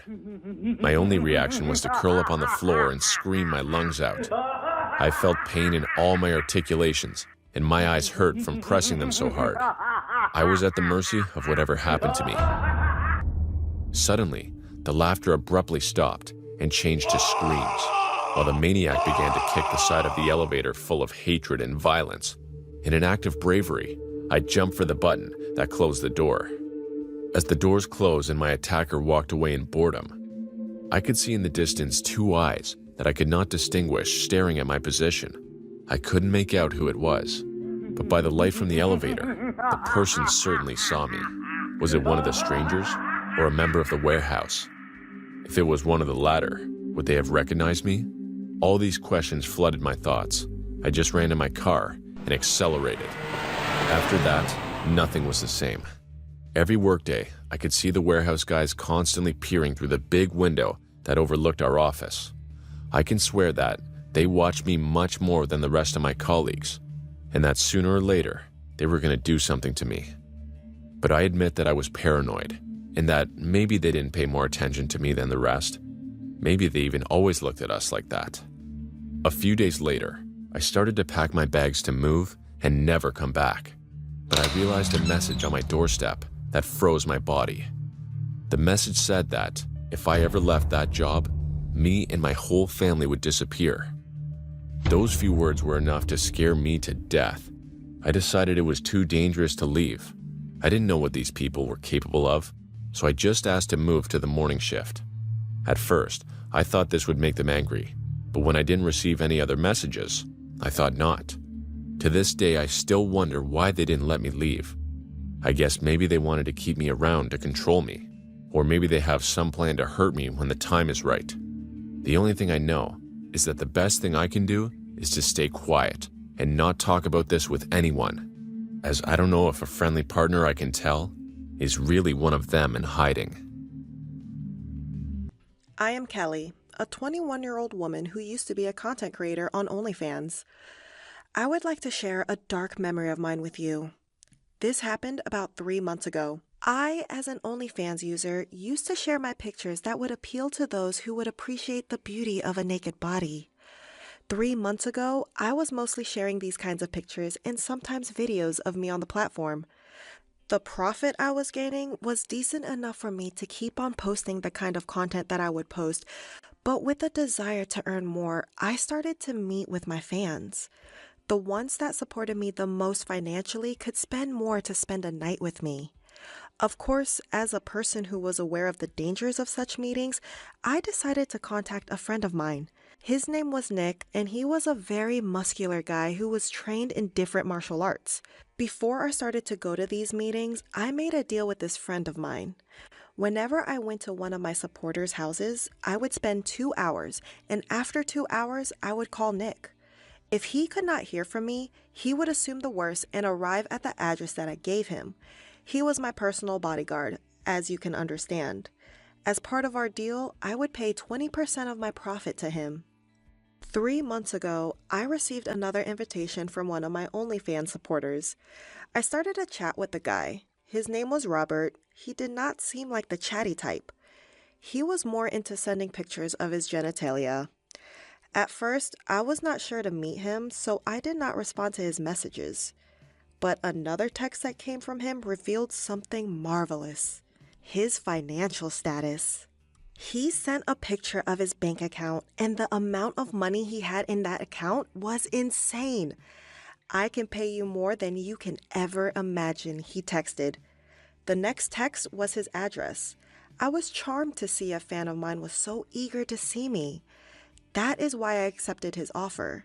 I contacted Nick, as usual, sending him the address of Robert and the details such as the time and date of our meeting. He said that he was sick, but he had a friend who would gladly help me. His friend's name was James, and he was a guy he met from the Muay Thai classes he was attending. Nick said that he would send my phone number and the other details to James, and he sent me his phone number. A day later, I got into a cab and went to the address Robert gave me. When I arrived there, I was surprised to see a very mediocre house. I assumed that even though Robert was a rich guy, he was pursuing a humble lifestyle. With hesitation, I knocked on his door. The wooden door opened very slowly with creaking sounds. There stood a young man, dressed sharply, looking more handsome than most of my other fans. He had green eyes and black hair. With a little sincere smile on his face, he hugged me and he said, "Oh, you must be Kelly. Robert is waiting for you in the bedroom." Realizing that this man was not Robert, I was quite disappointed. "Can you show me the bedroom?" I asked the cute gentleman. He leads me to the bedroom on the second floor right away. He opened the door and there laid an older man in his 60s. He had white, thin hair with dozens of wrinkles on his face. His skin resembled a corpse. When he saw me enter the room, his eyes blazed with infernal pleasure. He looked at me as a drop of saliva fell down from his mouth. "Hello, Kelly. I am Robert, your biggest fan," said the old man as he smiled maniacally. I did not want to have intercourse with this man. I turned back, and as I tried to leave the room, the other man pushed me in and closed the door. I tried to open it in a panic, but could not. I could hear him locking the door. I started to scream and cry for help. Robert started to speak. "Look, there is no one that can help you right now. Nobody can hear your screams, and if you try to resist or hurt me, my son will burst into this room and murder you. Let's just have fun, and then you can have your money and leave." What shocked me the most was the fact that the young man who led me to Robert's room was none other than his son. What kind of twisted family was this? Unfortunately, Robert was right, and I had no choice but to let him have his pleasure. I stopped trying to open the door and turned around. As I looked at him with anger, I started to take my clothes off. "That's my girl," he said as he laughed. When I was taking my clothes off, I tried to find my phone and dial James, but I could not find my phone anywhere. Then I understood what happened. Robert's son must have taken it from my pocket when he hugged me. I was really frustrated and feeling hopeless. The only thing I could do was to wait for 2 hours so that James could understand that there was something wrong and come here. I tried my best to stall Robert and gain more time. Robert seemed to be frustrated at first, but when I told him that it was part of foreplay, he appeared relaxed. I ran around the room telling him to catch me. I hid under his bed. I made my makeup over and over again. I did all of this while giggling, making it look like I was trying to tease him, but in fact, I was just trying to gain more time. After a moment, he got tired of it and demanded me to lay down. I laid on the bed, and as he approached my body, I asked to go to the bathroom. He told me that he could not wait anymore as he held me by my wrists. I tried my best to free myself from his grip. He was a lot stronger for an old man. After minutes of struggling that felt like hours, I managed to free myself and instinctively hit him. He angeredly shouted for help, and his son burst into the room. He grabbed me and held me down. I tried to fight back, but I could not. While we were struggling, my phone fell from the man's pocket and landed right next to me. I don't know how, but I managed to reach to my phone and call James. The man punched me and took the phone away from me. As he did that, I heard the ringing of another phone. The man looked at me and started to laugh as he took his phone from his pocket. I understood the messed up reality of the situation I was in at that moment. The young man who was fighting me was James. He threw my phone away as he continued to laugh and held me down. He pressed his huge hands on my neck. With the feeling of utter betrayal and desperation, I tried to find a way out of this hellish place I was in. At that point, I saw two things. The first thing I saw was the huge window of the room, and the second thing was one of my heels next to me. With the last drain of my strength, I reached for my heel. I grabbed it and shoved it into James' eye. He grunted in pain, and I pushed him off of me. I ran towards the window and jumped through it. The glass shattered as I went through it, and lots of pieces of it cut my body. I escaped that place while bleeding. When I arrived at the house of another friend of mine, I told her what happened. We called the police and gave them every detail. At first, I was hesitant to call Nick, but then I decided to call him and I told him what kind of devilish person James really was. He was as shocked as I was. He told me that he would help me with the investigation process and give every information he had about James to the police. James and Robert were caught by the police yesterday, and it makes me really happy to know that these monsters are going to jail. But what I had to go through left a scar that I must never forget. I stopped using OnlyFans after that incident, as it was a website once I enjoyed using, but now something I kept having nightmares about. Hi, I'm Simon. I live in an amazing apartment building in downtown Los Angeles. In my building, we like to think of ourselves as family. Recently, the couple who lived across from me just moved out. We were sad to see them go, but you can't beat the upgrade of a house, so we were happy for them. The apartment was only vacant for a week before a new tenant was moving in. I had the day off from work and noticed the new tenant was a very attractive woman. I approached her with a charming smile and held out my hand for her to shake. "You must be the new tenant." "I'm Simon. I live across from you." She flashed a charming smile of her own and shook my hand. "I'm Jenny. It's nice to meet you." "Nice to meet you too, Jenny. Do you need some help moving in? I have the day off work and don't have any plans." "Oh, sure. I'd like that. I do have a friend helping me, but we could use extra hands," she said, tucking her brown hair behind her ear. I noticed a blonde girl coming out of the elevator with a dolly of boxes. "And here she is." Jenny beamed. "Simon, this is my friend Nicole. Nicole, this is my neighbor Simon." "Are you two moving in together?" I asked. Nicole shook her head.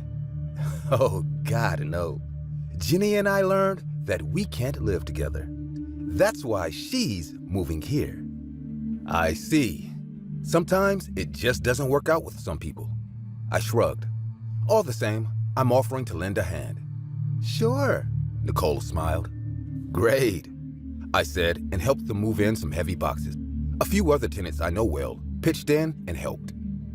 Some of the guys helped me get our furniture in, and we put our bed frame together. It was dinner time by the time we were all done. "Let me buy everyone pizza," Jenny insisted. "All this would have taken Nicole and me days." "You don't have to pay for all our pizza. Let's order some and we'll all pitch in," I told her. We all agreed to help pay for the pizza to feed all of us. "Wow, that's so nice of everyone." Jenny smiled sweetly. "Usually, people just take the offer. We're not that kind of folk around here. Here at the complex, we like to think of ourselves as family," I said proudly. All of the other tenants nodded in agreement. The pizza was ordered, and we all enjoyed it. As the days went by, I found myself thinking about Jenny a lot and really wanted to get to know her. She was so sexy and the sweetest girl. She was one who was easily out of my league, but I had to try anyway. To my surprise, she seemed to show the same interest in me. She seemed lonely since moving in. Before I knew it, a couple of months had gone by, and Jenny and I were hanging out a lot.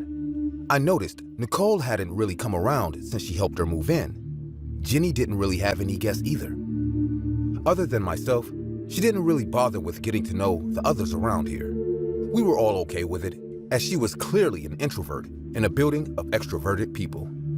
It was an unspoken, unanimous decision to let her come around when she wanted. One day, she came into the building hauling a lot of groceries, and I had just come from a run. "Hi, Jenny," I said with a bit of flirtation in my voice. "Hi, Simon." She smiled and struggled to push the elevator button. "Here, let me help you," I said as I pushed the button for her. "Let me take some of those off your hands, too," I offered. "Thank you," she said sweetly and handed a few bags over to me. "Would you like some help putting them away, too?" I asked. She bit her lip, and it was so damn cute. "That would be nice. Thank you, Simon." Shit. The way she said my name was so innocent, and yet it made my blood go straight to my pants. It made me wonder if she did that on purpose. Either way, she got to me. She opened the door to her apartment, and I followed her inside, closing the door with my foot. Her phone chimed, and she set the bags down and pulled it from her purse. Nicole just canceled on me again, she sighed.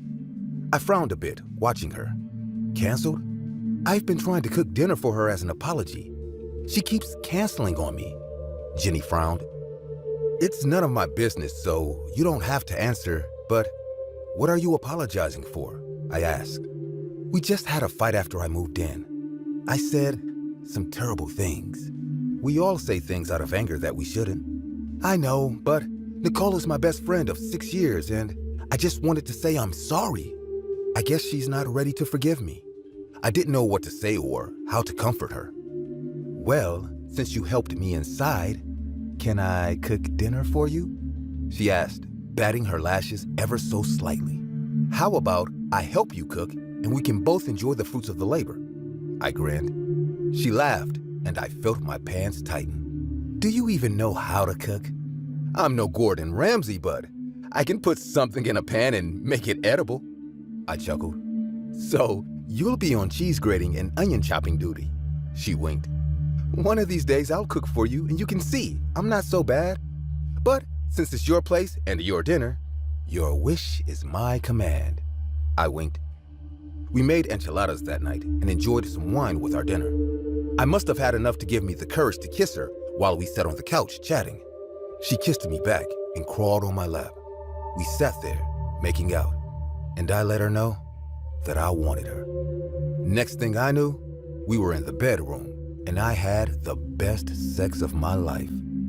We fell asleep together. I woke up sometime in the night, needing to pee, but I found myself unable to move.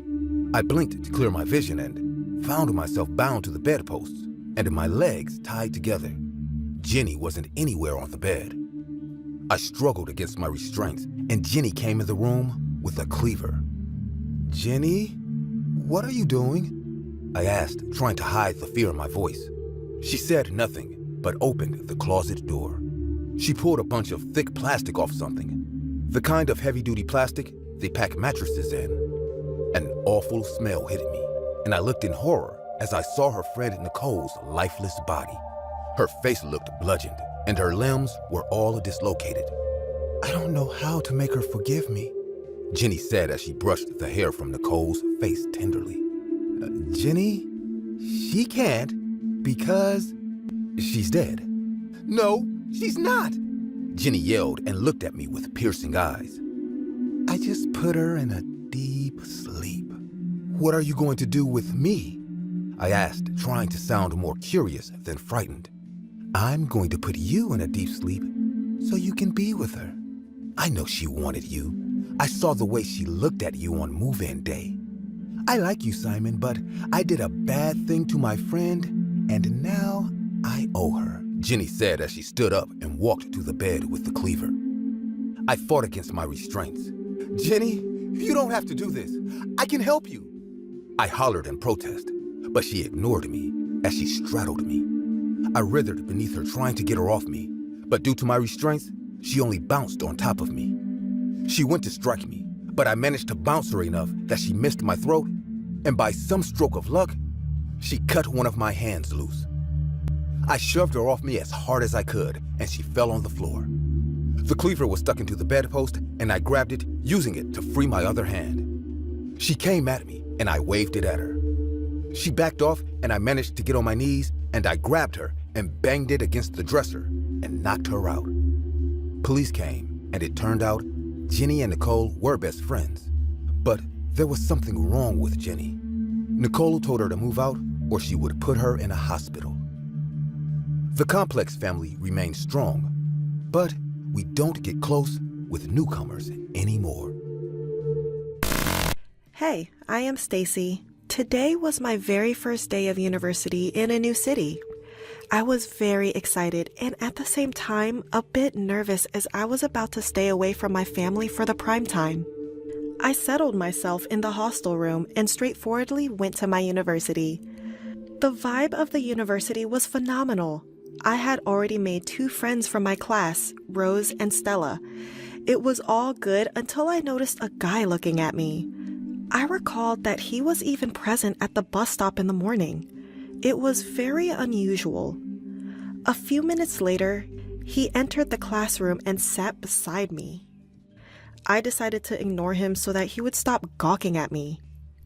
At least, that's what I believed. After the first lecture was over, he took off from the class.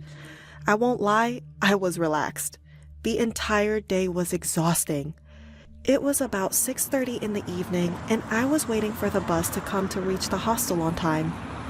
It was too cold over there as the winter was at its peak. Suddenly, I realized there was a hand behind me touching my shoulders.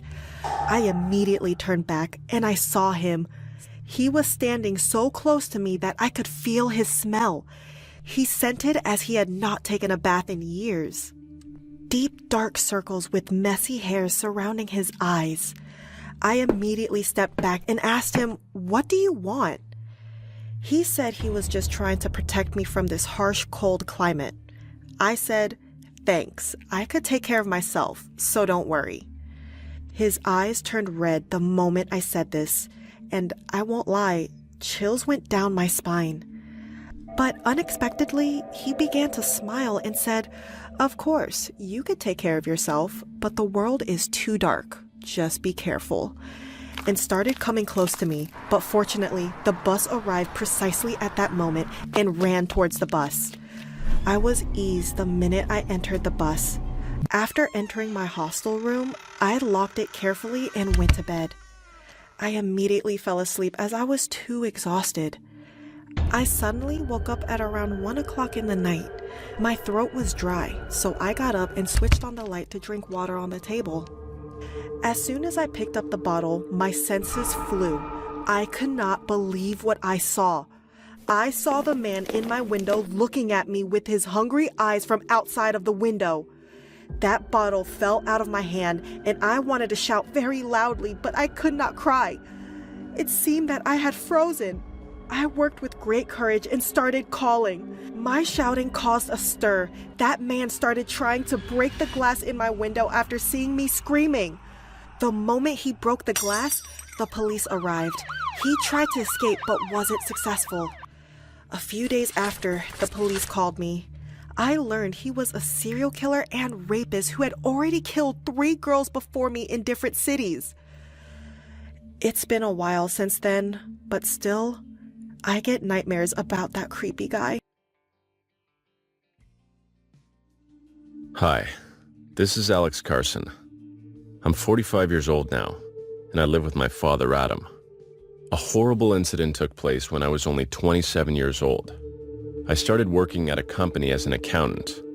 I was pleased with my father. I loved him very much, and he used to take care of me really well.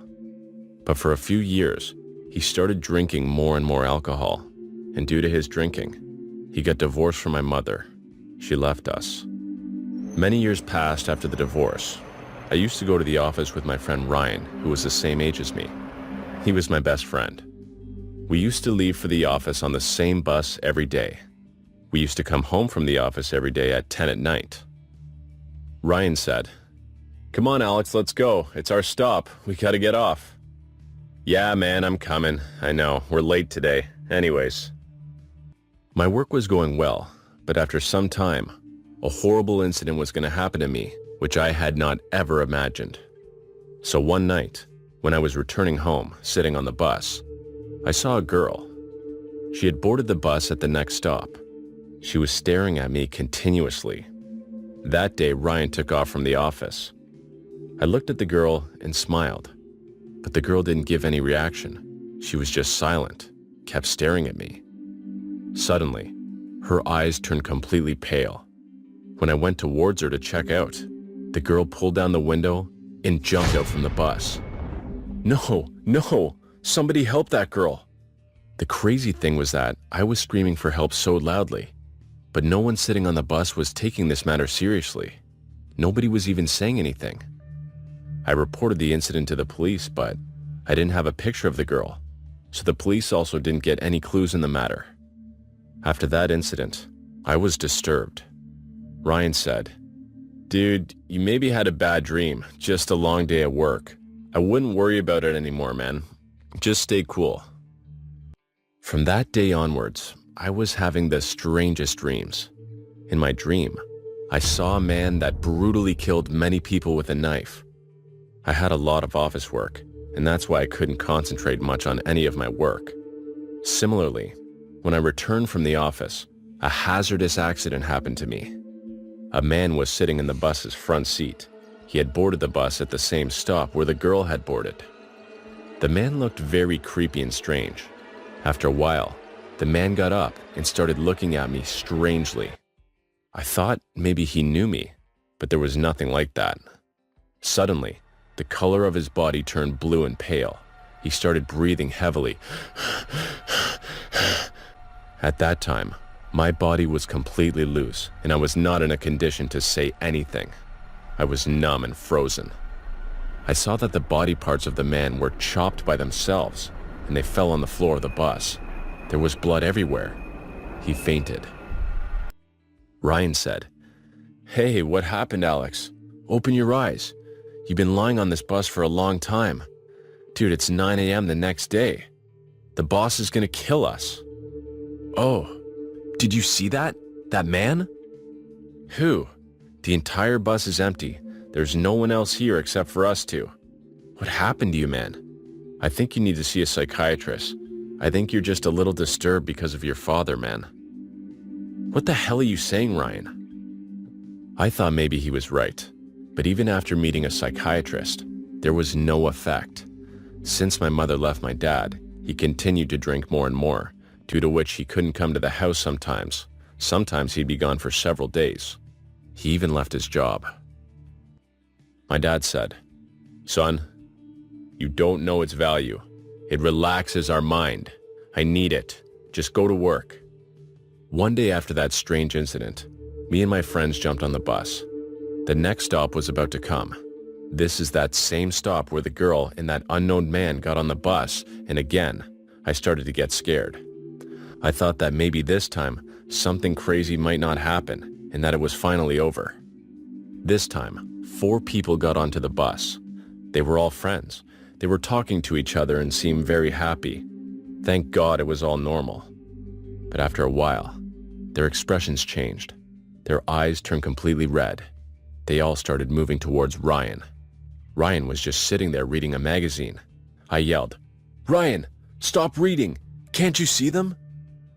"Dude, who?" He couldn't see the spirits.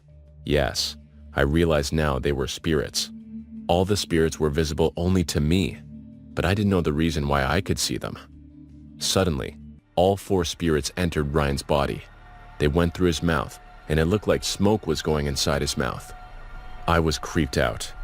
After that, Ryan was fully possessed. He started speaking loudly in the voice of a woman. "I will kill your father soon!" After that, Ryan's head automatically turned backwards, and he died right there and then. I informed the police. The police didn't find any evidence. I was distraught. My father didn't come home for 4 days. I searched for my father, but I couldn't find him anywhere, and I thought I'd find out the truth. So after the office one day, I again boarded the same bus to come home. I had to get to the bottom of this. When I got on the bus, the same bus stop came, and this time, a couple got on the bus.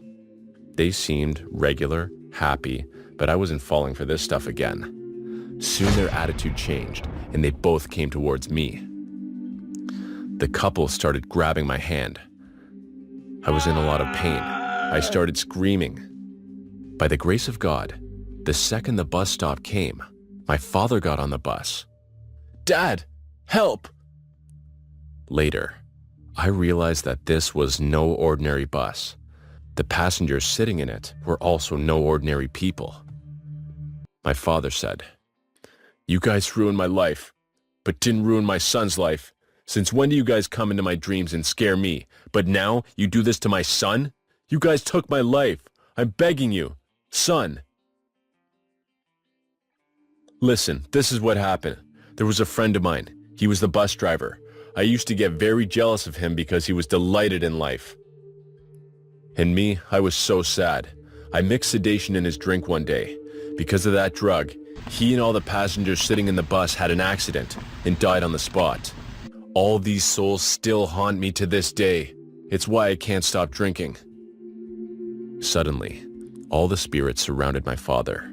Before I could say anything, those spirits built a wall and seemed like they just ventured into another world through that wall. The next day, my father's dead body was found in the river near that bus stop. The police never got to know the reason for his death, and from that day onwards, nothing wrong ever happened to me again. Hey, this is Jonathan. I'm 30 years old now. So, this horrible incident took place when I was working at McDonald's. At the time, I was 25. Newton, Ashley, Ellison, and Mark were my staff members. Ellison was married and had one baby boy of 5 years. They were very nice and hardworking people at McDonald's. We were all very good friends of each other and used to work together. But Mark was a little short-tempered. He used to get angry at very little things, but he was good at heart. Everything went well for a long time, but the day was coming soon, which was going to bring darkness into our lives. One day, police arrived at the McDonald's. It was the crime spot. It was dark at the time. There was no light. All the goods in the shop were scattered here, there, and everywhere, and some belongings were totally broken.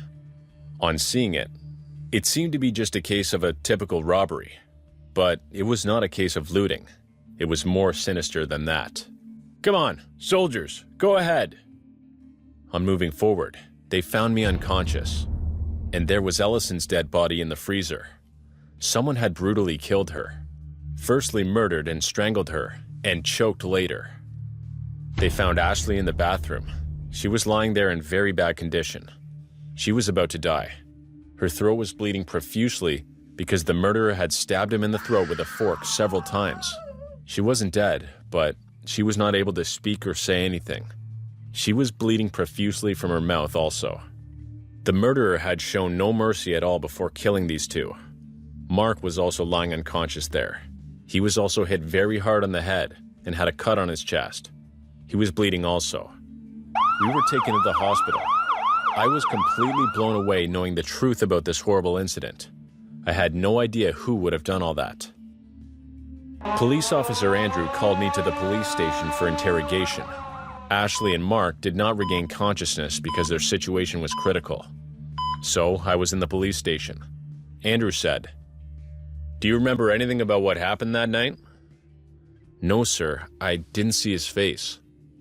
"Tell me what you remember of the night." "Well, it was around 11 at night.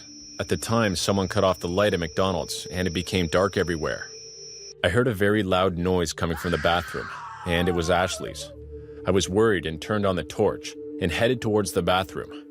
I opened the bathroom's door. I was shocked and terrified seeing her.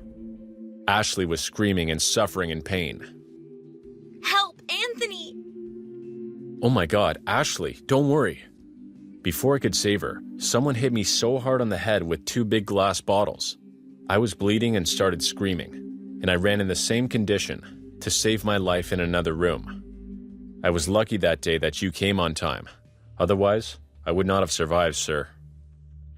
Okay, thanks. It'll be helpful. Sir, do you know who's behind all this? No, nothing's known yet, but we suspect some people. Okay, you rest. If you remember anything else, you let us know, okay? After a few days, Ashley's life could not be saved and she died. Mark, however, regained consciousness. The police interrogated him, but nothing was known from him as to who was behind all that. I saw he had become very weak. A few days passed like that, and nothing was found in the hands of the police. Then, after some time, the time came when the mystery was about to be revealed or opened in front of everyone. After 1 month, Mark and I started going back to work at McDonald's. The police were suspicious of both of us. That's why they forbade us to go out of the city. But one day, I overheard him talking to a guy on a call in McDonald's. Mark said, "Just once I get a chance, I'll run away with the money. Don't worry, brother." As soon as I heard all these things, I immediately called the police and told them everything. He saw me calling the police and started throttling me. "What? Why are you doing this? Leave me, please."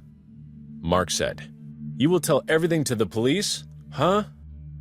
Fortunately, the police arrived and caught him. And the main culprit was Mark. I couldn't believe it. After a few days, he did confess to his crime. Officer Andrews said, "I've got all the evidence against you.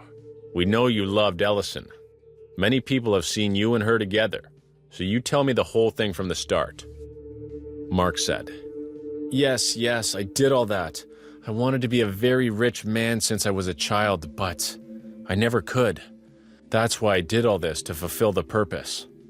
I lured Ellison into the trap of my love because it was very easy to trap her. She had a child and was a single mother. She even helped me to kill Newton. Newton had come to know about the truth about us. That's why we had to kill him, and she helped me with this. She called him to a secluded place, and we crushed his head with a stone and killed him. She was scared after his death. She was feeling that the police would catch both of us. That's why she was repeatedly threatening me not to do the robbery, or else she'd go to the police and say everything. I tried a lot to convince her, but she was not listening to me at all. One day I had lots of arguments with her. That's why I killed her. I had to do this, otherwise she would have told everything to you all. But how'd you make this big elaborate plan? I had made 2 plans that, if I become successful, then I'll run away with all the money. But I knew very well what to do if the plan did not succeed. I tried to arrange the sleeping pills, but I couldn't. So I found this plan more worthwhile. First, I went to kill Ashley. When I went to kill her, I snatched her phone, but I didn't know that she had 2 phones. She called the police from her other phone, and my game was about to end. That's why I applied another plan. First, I hit my head with a glass and kept it there, with a cut on my hand with a chef knife, and fainted. Thus, my plan could not be successful because of Ashley, and I killed her. I continued to work at McDonald's so that no one would doubt me, but eventually, I was caught because of Jonathan. I hate that guy, seriously. If he hadn't listened to me, I wouldn't be here today. Son, you've committed such a heinous crime. Now, even God can't save you. And now, he's in prison.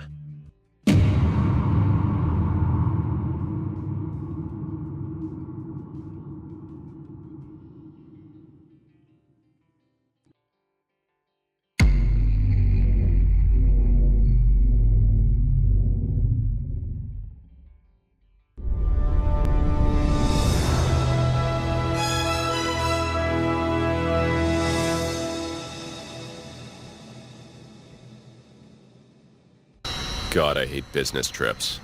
But it's part of the job. This time it was South America. Our plane descended into what looked like a heavy cloud of mist. I wiggled around uncomfortably in my seat. I shoved my coworker Jack awake. "Hey, we're landing." Jack and I were here on business, and it was both our first time in South America. His eyes were heavy, looking out the window. Is that... rain? It wasn't rain. It wasn't mist. In fact, it was the opposite. We were descending into a cloud of dust that stretched hundreds of miles, as far as my eyes could see. "Welcome to Arica, Chile," announced the pilot. "Where the local time is..." Jack and I weren't listening. Our eyes were fixated on what was outside the window. The plane penetrated the dust cloud, where we couldn't see more than a few feet outside the window. I couldn't help but wonder how the pilot could even land in these conditions. The plane landed safely despite my worries. We exited the plane and collected our luggage. As we set foot outside the airport, Jack and I stood in awe. Before us was a busy town. Cars zoomed by, pedestrians hurried, and families walked the streets joyously. However, a thin layer of dust fogged everything, as if a filter was being applied to our scope of vision. Everything looked foggy, and no one seemed to care. We waved a taxi down. "Hey, what are a pair of Americanos doing in Arica?" asked the taxi driver in a cheerfully and friendly tone. "We're here on business," Jack said matter-of-factly. I sat in silence observing the outdoors. We drove through deserted fields of weeds and dry roots that were covered by a thin layer of dust. What might have been a luscious image of green life and vegetation at some point in the past was now a scene no different than that of a desert, where the only signs of life were occasional stumps and tumbleweed riding air currents. "Has it always been this dry?" I asked. "Oh no," he said in a jolly tone. "You all don't know?" He glanced back at me. "It hasn't rained in Arica in what? 121 weeks now. It's the longest drought in Chilean history." He continued, but my attention gravitated towards the growing desert outside. When we arrived at our hotel, we learned that the hotel didn't exist. Instead, we were greeted with the knowledge that we were staying in a dilapidated hostel down the road, where we were scheduled to have our business meeting. The hostel consisted of a lobby area and 3 rooms, 2 of which were empty. The inside was equally as battered as the outside, and everything inside was just as dusty. Our room consisted of 2 stiff beds, an old wooden table that seemed to be waiting for an excuse to fall apart, a non-working television, and an AC unit that rumbled wildly. We placed our luggage on the bed, causing it to creak. Just then, I noticed the caretaker of the hostel. A short old lady shining a smirk at me stood at the door. Her smile seemed to extend from ear to ear, exposing cracked yellow teeth. Her eyebrows were raised as if anticipating something. She stood there, face unmoving. Just her sight made me shiver. I raised my hand slowly and awkwardly in acknowledgement. She stared, expression unchanged for about 45 seconds, and walked away without saying a word. Jack and I unpacked and had perhaps what was the most uncomfortable night's sleep ever. The next morning, we dressed with our best attire that had already collected dust and walked down the street to our business meeting. "Good morning," said the short, balding man as he shook my hand. We stood at the entrance of his office. "Good morning, nice to meet," I said, shaking his hand, but was interrupted mid-sentence. "We are no longer interested in your services," he said shortly. He began to walk back into his office. I stood confused. Jack intervened. "Sir, if we could only have a few minutes of your time..." The man repeated himself sharply. "We are no longer interested in your services. Goodbye." The door shut in our face. Jack and I looked at each other and shrugged. We traveled all this way for this? The sun began to set and we returned to the hostel. "Well, that was a complete and total waste of time," I said to Jack, removing my tie and throwing it on our hostel bed. "Let's catch an early flight tomorrow and get out of this godforsaken place." Yeah, he nodded in agreement, and we began packing our things. Just then, a knock came at the door. That same caretaker stood at the door, wearing the same smirk and elevated eyebrows. "It's time," she croaked. "Huh?" questioned Jack. "It's time," she repeated. "Ma'am," I began in a rather impatient tone. "We don't want..." She interrupted by repeating herself again. Jack, the more patient of the two of us, decided to indulge her. "All right, it's time for what?" he said in a soft tone often used towards the elderly. She led him to the lobby and I continued packing. I placed my last shirt in my suitcase when chanting erupted from the lobby. followed by Jack screaming obscenities. My stomach tensed, and I rushed to see what was causing the commotion. The worn-down room that was the lobby was now void of any furniture. Along the walls hung hundreds of small candles, flickering sporadically, illuminating 7 women who stood along the perimeter of the room. Each woman wore a black cloak that reached beyond their feet. They each wore identical masks that resembled a bird's face. It had sharp slits for eyes and a protruding beak. Long, colorful feathers stood on the back of their heads. They chanted in unison. Jack stood at the center of the empty room, 7 pairs of eyes on him. "Good, you're here," said the caretaker, pushing me to the center of the room. As I joined Jack, the 7 masked women spread evenly around the room, covering all exits and room entrances.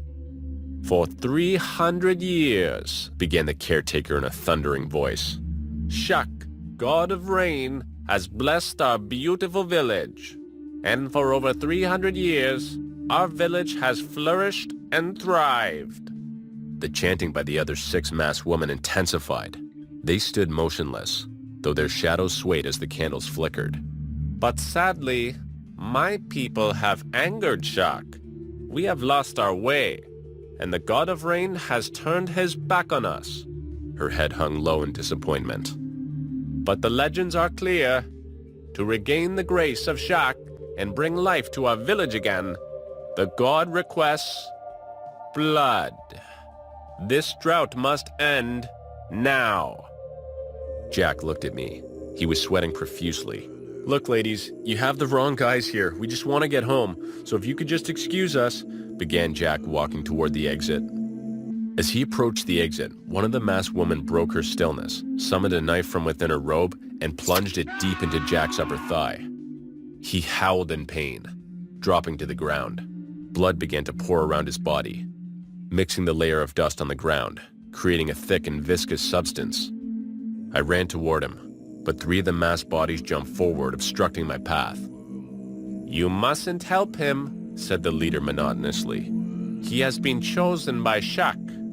And now, you must end it," she said flatly. She approached me and presented a large ceremonial dagger. The leather handle was engraved with symbols I couldn't recognize. "Now you must end it," she repeated. The bodies that stood between Jack and me cleared. Jack was laying on the ground, dagger deep in his thigh. The pool of blood had grown into an ocean. He was pale and struggled to keep his eyes open. I stood incapable of comprehending what had occurred in the last few minutes. The candles continued to flicker widely. A stabbing pain in my own arm grounded me back to reality. One of the 7 had stabbed my arm. Though softly, as if to nudge me forward, I stepped closer to Jack. I can't," I repeated inaudibly. An excruciating pain erupted in my arm. One of the 7 had plunged a knife deep into my shoulder now. "You must." By then, Jack was unconscious. I told myself he was dead from blood loss, but I know that was a lie that I used to convince myself. The 7 tightened the perimeter, forcing me closer to Jack. They now each threatened with a knife in my direction. They were now inches away from my body. The 7 deadly weapons reflected the candlelight and threatened my life. I picked up the ceremonial dagger. I did what I needed to do. The next few hours were a blur. Vague and foggy images remain in my mind of the 7 dragging Jack's body away. What they did with it, I don't know, and I don't want to know. I grabbed my backpack, leaving behind my luggage, and began mindlessly walking to the airport. As I left the hostel, the chanting intensified. I walked and walked for hours on the dusty road. I don't remember arriving to the airport. I don't remember boarding the plane. The one thing I do remember is looking out the airplane window as we departed and seeing flashes of lightning throughout the dark rain clouds that gathered over Aricha. Hi, my name's Carter. It's my birthday today. I know this is a very special day, but I'm remembering a horrible time in my life. On this same day, my birthday, a horrible incident took place in the year of 1997. My 3 friends, Natasha, Jonas, and Tina, were with me. We were all going to our friend Samantha's home. Samantha was our new friend. We met her at an event in England. She was a nice and sweet girl, and she became our close friend really quickly. So one day, Samantha came and told us and invited us to her father's birthday, Mr. Garman. We were happy for her father, and we all at once got ready for her father's birthday. She had come with a large and beautiful car. We all sat in the car and left for the house together. After covering about 10 minutes, we all noticed that Samantha suddenly drove the car in the opposite direction of the location. We all started wondering, so we asked her about it. We had organized a party there, in another location. Hearing these words from her mouth, we all sat calm. When we reached the location, we were totally shocked because that place was nothing but an abandoned hostel. Natasha said, Hey, Samantha, is this the place where you have organized the party? But this place is looking very strange. Samantha got angry and said, Shut up! This place is very close to me. You know nothing, Natasha. After saying that, she kind of started to act normal. Samantha said that her family was very unique, and they always used to plan for some adventurous tasks. That's why she had decided to celebrate her father's birthday in this abandoned hostel. Natasha and I were skeptical about Samantha's behavior, but we ignored it. We didn't really want to spoil the celebration. So when we got there, Samantha took us inside the hostel. We all noticed a very weird and creepy environment there. We saw everything was lying here, there, everywhere, cracked walls and ruined old rooms. Suddenly, we heard a voice. Dum, dum. We turned back and saw the main door had been completely locked. Everyone started screaming for help. And while this happened, we noticed Samantha was not there. I said, Samantha, are you here? Somebody open this door. Stop playing with us.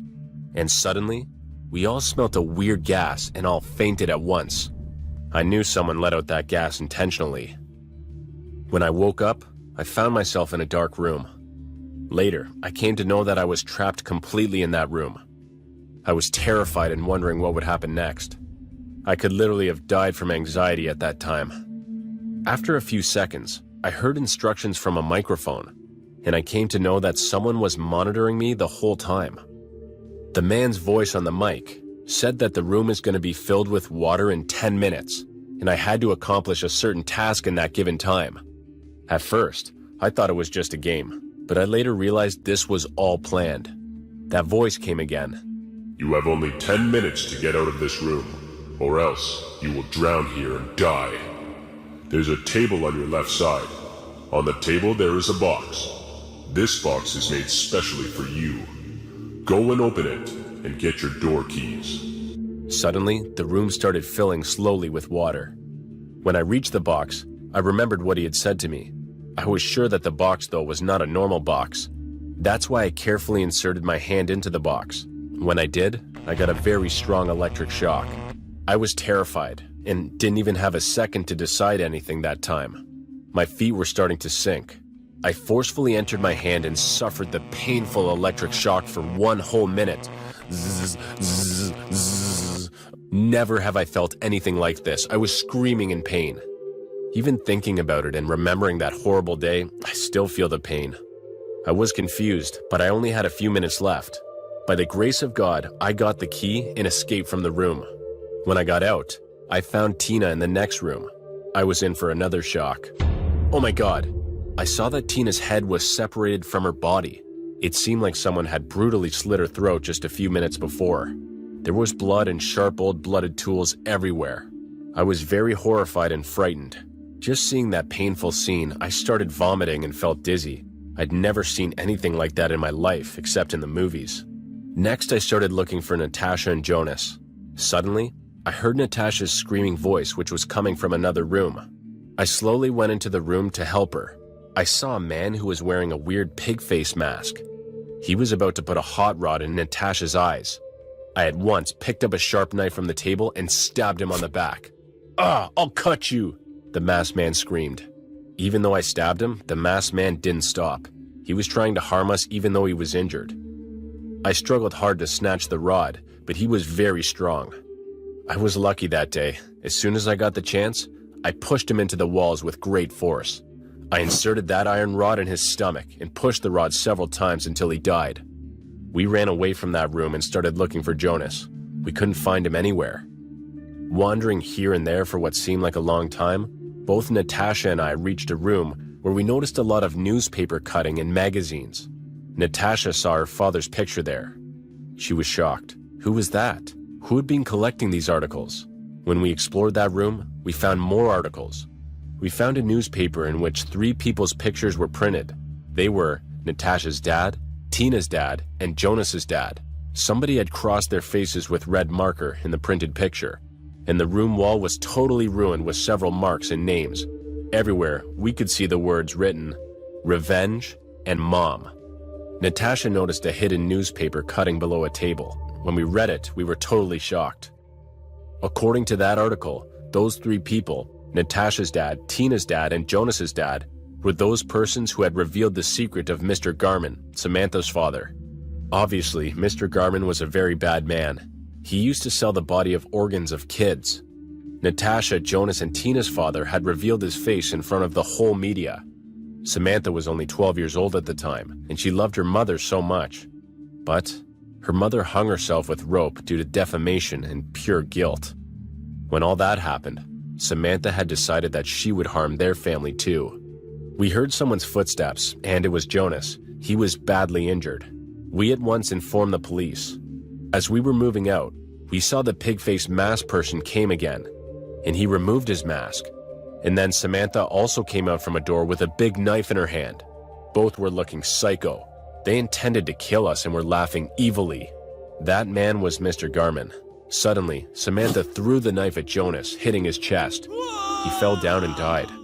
We both ran as fast as we could and locked in a room. Both daughter and father were banging on the door.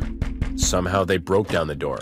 They were about to attack and kill us, but then the police showed up, and shots rang out. They arrested them for Tina and Jonas's murder. We left, thank God, and we will forever mourn the loss of our 2 friends.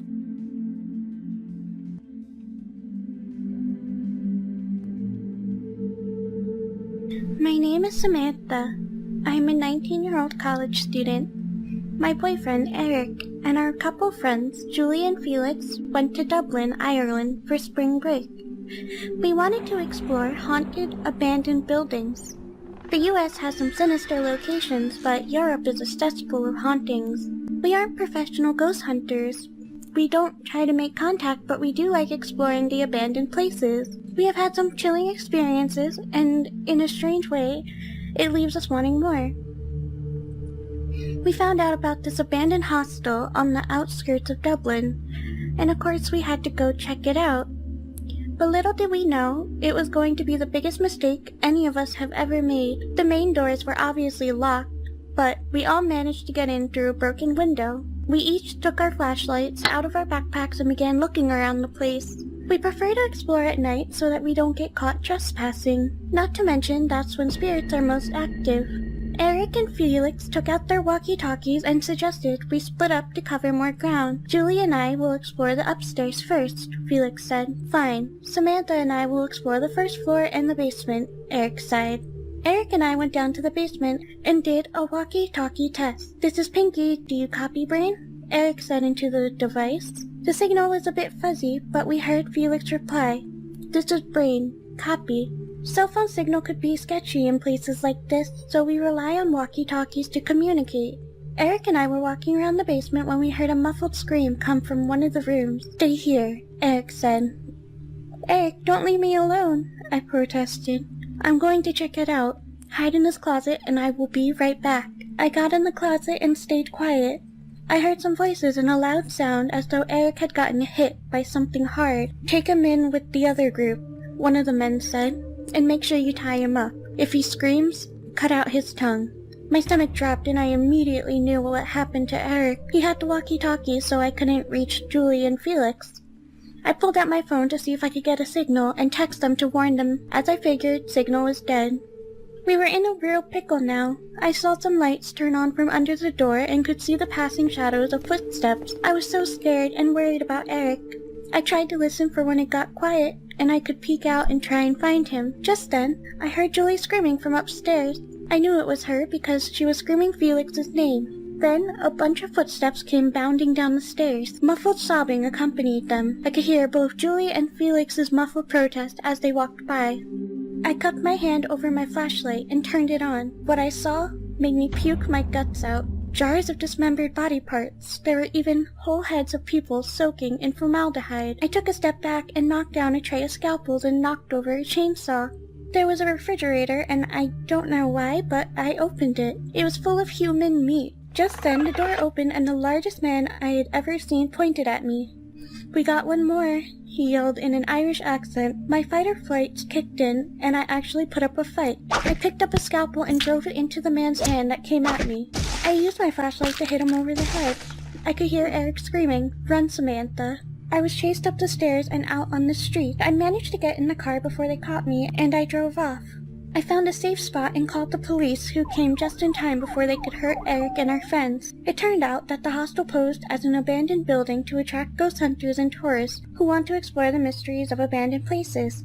They were part of an organized crime of cannibalism and devil worship. They waited for people to start exploring before they took the tourists by surprise and cut them up alive, eat some parts, and sell others. Our little group stayed together, and we all even got married. We still go on adventures, but we never explored another abandoned building ever again.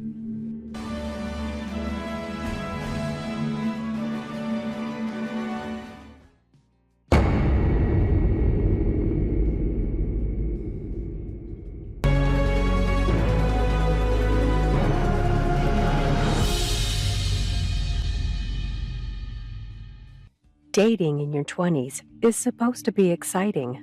It's the time in your life when you get to figure yourself out. What you want in a partner, what turns you on and off. It's like dating in high school without supervision, because everyone around you considers you an adult. Because we're in a day and age where people's eyes are drawn to their phones like magnets, no one notices who is around them anymore.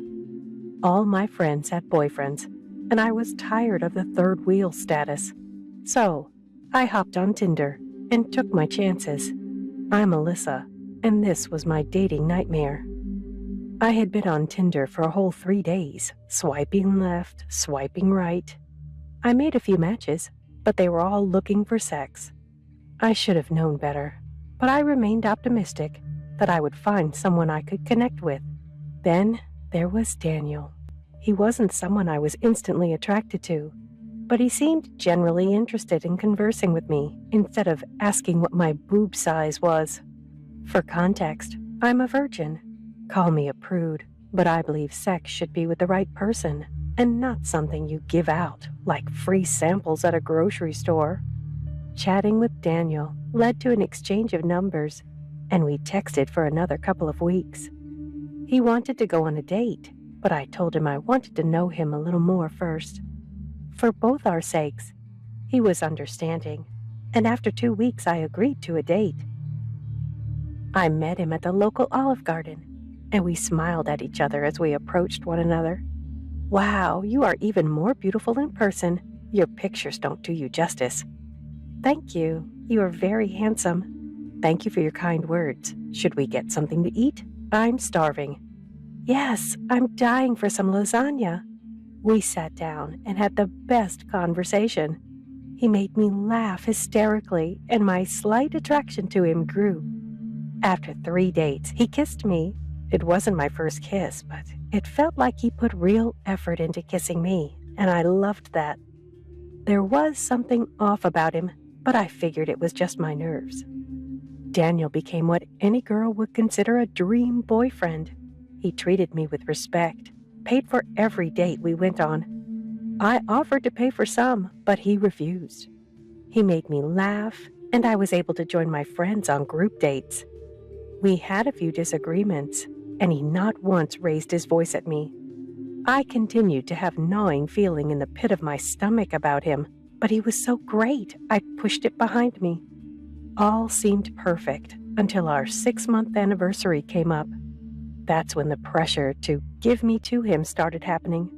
We would watch a movie and he would try. His actions seduced me, but I wasn't ready. It didn't feel right. I decided it was time to break up with him. If I couldn't sleep with my boyfriend that I care for, is it the right kind of love? I called him and asked him to meet me at the park. "Hi, Daniel. Thanks for meeting me." "I hope everything's okay." I smiled at him, as though it would soften the blow of why I called him here. I wish I could say it is, but you're about to be mad at me. He raised his eyebrows with concern. Why? Did you cheat on me? Is it that damn Don Johnson wannabe that you work with? No, I can't be with you anymore. What? Why? I thought things were going so well. I'm sorry, Daniel. I don't feel that way about you anymore. Alyssa, please, let's give this more of a chance. His pleas were starting to create a scene, and I was uncomfortable. For the sake of keeping up appearances, I told Daniel I would, and we could have dinner at my place that night. That night, I picked up some takeout and a bottle of wine for us to enjoy. I hoped to have a calmer conversation. I was a bit worried about being alone with him in my apartment, but I needed to put my foot down and not having people staring at me like some bitch dumping her doting boyfriend. To my surprise, he apologized for his actions earlier, told me how he was just shocked and upset. He let me know how hurt he was, but respected my decision. A couple of months went by, and I started having recurring nightmares about Daniel. I would come home from work, take a long shower, and when I stepped out, Daniel would be over the toilet, vomiting aggressively. He would look up at me, his face would be pale, his eyes sunk in. The smell of rotting flesh would emanate through the bathroom. I screamed at the sight of him and ran out of the bathroom. I run to my room, and Daniel is crawling down the hall like some contortionist, growling like a zombie. Alyssa, why? I loved you. Then he would charge at me and bite into my leg. Then I would wake up in a cold sweat. And then I wake up to the smell of rotting flesh. I get out of bed and go to the closet, where I have Daniel wrapped in plastic and stuffed in a garment bag. Maybe it's time I finally bury him. I didn't intend on poisoning Daniel that night, but he wasn't willing to break up. He begged me to stay with him forever. So, on a whim, I decided to give him what he wanted. He's staying with me, and I don't have to be attached to him. This was, indeed, a win-win. After breaking up with my boyfriend, I tried to find some distraction. Being in a 5 years long relationship makes you adapt to your partner. He had become a part of my life, which caused me to adjust to him and arrange my time considering our relationship. Now that I was alone again, I felt the urge to fill the emptiness of time that I would usually spend with him. Thus, as a distraction, I focused on my career.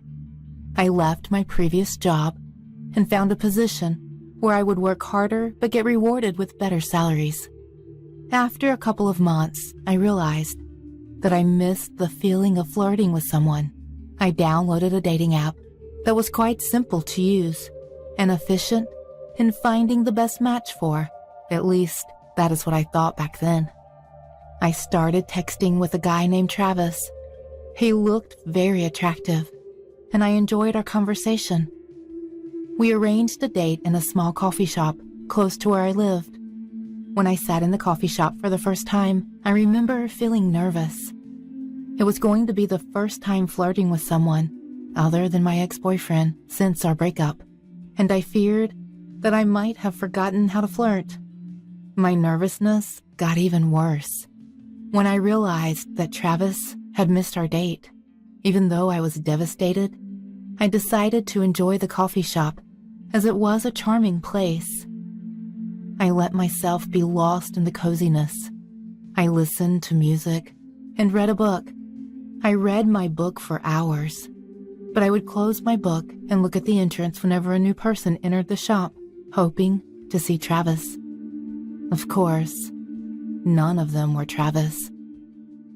After a while, I noticed that a fat man in his 50s was sitting at another table by himself.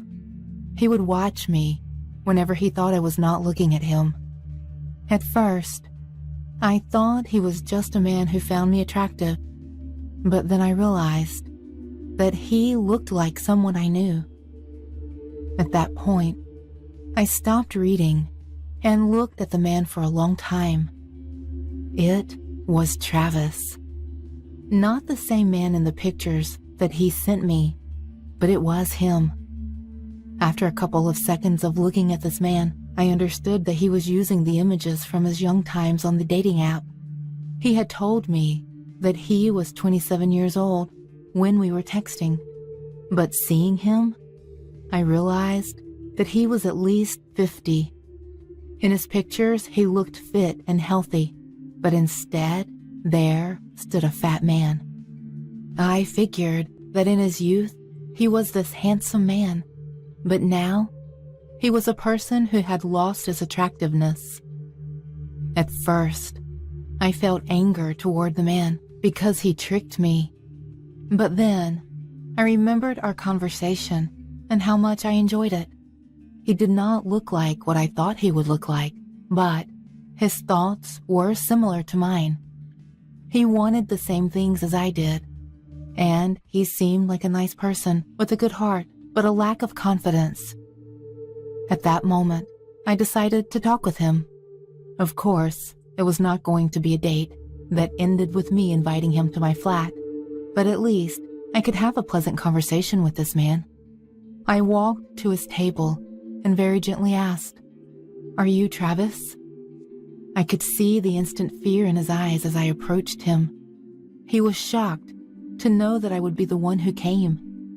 He stuttered when he tried to speak, and after confirming that he was Travis, he started to apologize for deceiving me. I pulled a chair and sat with him. After a while, his lack of confidence got restored, and he began to speak more clearly. We started to have a lovely conversation. While we were talking, he would try to flirt with me, but not seeing a positive reaction from me would make him upset and try to change the conversation. As mainly being focused on my career at the time, I started to talk about my job, and after finishing my rather long speech about how much I loved my new job, I asked what his job was. He told me that he had a very important job, but he did not want to talk about it in the coffee shop. He seemed bored of sitting there. That is why I asked him to have a walk with me. With a smile on his face, he said that he was glad to hear this, and he went to pay the bill quickly. When we left the coffee shop, he said that there was a park nearby and asked if I wanted to go there. I was surprised to see him know these places even though he was not living around here. When we went to the park, he started to behave strangely, but I thought he was just nervous because of our little date. I felt sorry for this guy, as his hopes of being in a relationship with me were about to be crushed. He murmured a question very silently. "Do you want to know what I do for a living?" I was intrigued by this question and told him that I would love to know. He was whispering at first, telling me how he was telling other people that he was a code developer, but he was a hacker who would hack into many people's bank accounts and steal their money. He said he would only steal from people who committed a crime and got away with it. Then he said, "I am the good guy here. I steal from sinners, from people that have bad hearts. Being a hacker helps me in other ways as well." He paused for a moment. I could understand whether he thought he should tell me more or not. With a confident smile on his face, he continued, "For example, it helped me to find my true love. You, Fiona, are my true love. I hacked into the system of the app to find my best match. As you can understand, their system is not efficient when finding the love of your life. I hacked into it, and I found you. For our love, I put a lot of effort into this." After that confession of his, a great sense of fear conquered my body. I had to leave. I had to run away from this creep. As I instinctively turned around to run away, he held me by my shoulders and continued his twisted speech. "I found your address. I spent my days walking around this area, trying to find good places for our date. The coffee shop was the first place where we would see each other, and this empty and dark park is the first place that we will make love." He grabbed me and started to drag me into the forest side of the park, I tried to fight back, but he was a massive guy. I felt so hopeless. I started to scream, but he closed my mouth with his hand and said that no one could hear me there. He found a bush and pushed me into it. He jumped on me, and with his heavy body on me, it felt impossible even to lift a finger. As he started to unbutton my shirt, I began to cry. I do not know how, but in the darkness, I saw a stone near me. I gathered my strength and grabbed the stone. I hit him as hard as I could. I hit him on the head again and again. He grunted in pain and tried to take the stone from my hand. At that moment, I stabbed the sharp edge of the stone into his eye. He screamed and finally got off me. I sat on him and continuously hit his face with the stone. After I realized that he was unconscious, I ran to the nearest police station. I told what happened, and as the officers listened to my story, they understood who Travis was. Travis, as the police told me, was a mentally ill serial killer who had recently escaped the mental health facility he was in. He had killed 6 women before. He would go on different dating apps and find young women like me. He would hack into their computers, find their locations, and find a spot to rape and murder them. After giving me this information, the police sent a group to check the body, but the body of Travis was not in the park. This happened a week ago. The police are still looking for Travis. I will move out from my flat as soon as I can find a new place to live, but until then, I have to walk the streets with fear. Whenever I see the coffee shop we went to, I feel Travis's monstrous hands grasping my body. But the worst part of living a paranoid life is the times that I have to stay alone in my house. I can still hear his disgusting breathing and panting sounds whenever I lay down.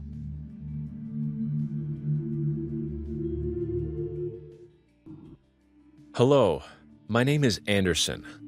Now I'm 29. Today I'm going to tell you about a terrible story that happened to me when I worked at a huge Walmart. This incident happened to me about 4 years back. In the huge Walmart shopping store, I had many co-workers who were very good and well-behaved. There were 2 girls and 3 boys. One of them, Sebastian, was my good friend. I got on very well with everyone. 4 years back in the Walmart store, Sebastian seemed very upset for a few days. When I used to talk to him about it, he was always afraid to tell me even a little what was wrong. After asking a lot, he told me one day. He said, "Man, I've made a huge mistake. I shouldn't have done that. There's no more happiness for me." Whoa, Sebastian, what are you saying? You okay? Work hard and make your life. Don't talk like that, man. That day I saw something in his hand, but he was hiding it, trying to conceal it. I couldn't see it, and he went without replying to me. The next day there was a huge uproar at the Walmart. When I asked my coworker, I found out that Sebastian had died in a truck accident. I couldn't believe it. Perhaps he deliberately dove in front of the truck? I suspected he could have been suicidal. Everything was going well in the Walmart store, but after a few days, some horror incidents started happening there. I couldn't believe it at first, but when an incident happened to me, I was shocked and afraid completely. So one day when I was busy in the billing process and scanning barcodes of products bought by a family, the family was standing in the queue for the billing. The age of the man was about 29 years old, and the age of the woman was about 25 also. When they were standing in the queue, I saw a kid of about 8 standing behind them. That family started going out of the shop with their belongings. I shouted from behind and called them.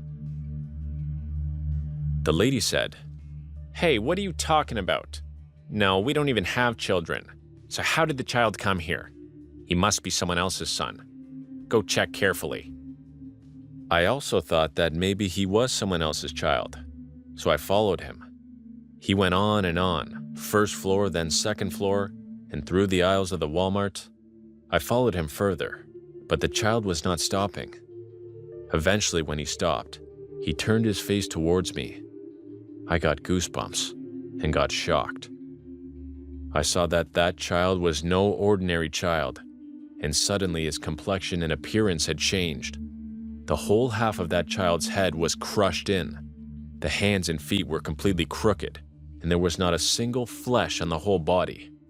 He was bloodied. I closed my eyes very loudly and started chanting the name of God, and after a while, the child disappeared. When the CCTV footage was checked, the child was nowhere to be seen. I thought it was probably my nightmare. What should I tell everyone? No one would believe me. Then, a few days later, I saw a lot of kids' spirits at that Walmart. There were about 3 or 4 children who were talking and walking towards me, trying to tell me something, but I couldn't understand. My situation got worse due to fear, and I didn't go back to work for a few days. Eventually, I went to see a priest. He gave me a locket. He said that if I wear this locket at all time, I won't see such things. A few days went fine, but after a few days, I went to the Walmart to collect my paycheck and was busy billing products. I saw a girl who was trying to say something, but the security guard was not letting her say anything. I went to check it out. She was acting a little weird. She said she's Sebastian's sister, Anita. I went up to her right away. "Hey, Anita, I'm Anderson, Sebastian's friend. What's the matter?" Listen, carefully. Look, we have very little time. The death of my brother, Sebastian, was not an accident, but he was killed by my little brother's ghost. Whatever that was happening, it was happening after the death of his younger brother, Ray. Once, my mom had gone for some work on the ground floor. Perhaps her parcel had arrived, so she asked my brother Sebastian to take care of Ray. But Sebastian got busy with some work and could not attend to Ray. At that time, Ray was playing with his green-colored ball. While playing, his ball fell from the balcony. He went to the balcony, and he too fell from there. He was only 8 years old when he died. Then Sebastian too was shocked and terrified. He always kept that ball with him at home. But one day, he took that ball here at the Walmart and mixed it with the toy section. The next day, Ray's ghost killed him, which everyone called an accident. After his death, his soul came in that ball, and whoever went to that ball, I'm pretty sure that ball is in this Walmart. We just have to find that ball. Please let me go to the toy section. I will find it. Oh God. Okay, I'll check with you. We didn't find that ball. Then I remembered that I had sold a ball 2 days ago. We did a lot of searching. Then in the camera recordings, we came to know that Mrs. Kendra has the ball now. We found her address and went there, but they weren't home. We told them everything on the phone. They too had become shocked after hearing that. In the Walmart shop one day later, Mrs. Kendra came there with her son Astern and the ball. Anita said, Where is your son? We have to save his life. Tell me! He disappeared. Eventually, we found him on the second floor. He was under someone else's control and was going to hit himself in the head with a hammer. In the meantime, a worker of the Walmart came. He tried to snatch the hammer down from the child's hand. Then he pushed it back so hard backward that he fell down the stairs. Clearly, the bone in his neck had broken. He died on sight. We all were completely terrified. Astern, don't do it! He gave us all a creepy little smile. Astern said, He will go with me. Clearly not his voice. No, baby, why are you doing this? See, I'm your mama. Obey your mama, son. But he didn't listen at all, and hit his head so hard with the hammer that a lot of blood started coming out. The situation was not becoming under control at all. The more we refused him, the more the spirit used to torture that child. It was important for us. We had to save his life. After a while, Anita said, I know, Ray. It's you. You can't do that. You were a good kid. You always listened to your mom and to your sister. Sebastian is dead. He has got his punishment. Please leave everyone now. Go to your own world. Please, leave this innocent child. Okay, sister. After saying that, the kid calmed down a bit, and seeing the opportunity, Anita snatched the ball from his hand. The child was badly hurt, and it took him a long time to recover, but his life was saved by the grace of God, and we buried that ball near Reynard's grave. Nothing wrong ever happened to us, ever, after that incident. Sebastian was hiding something from me that day. I knew it, and it was nothing but that same ball in his hand, and maybe by mistake, he had left the ball in Walmart, and some other kid bought it.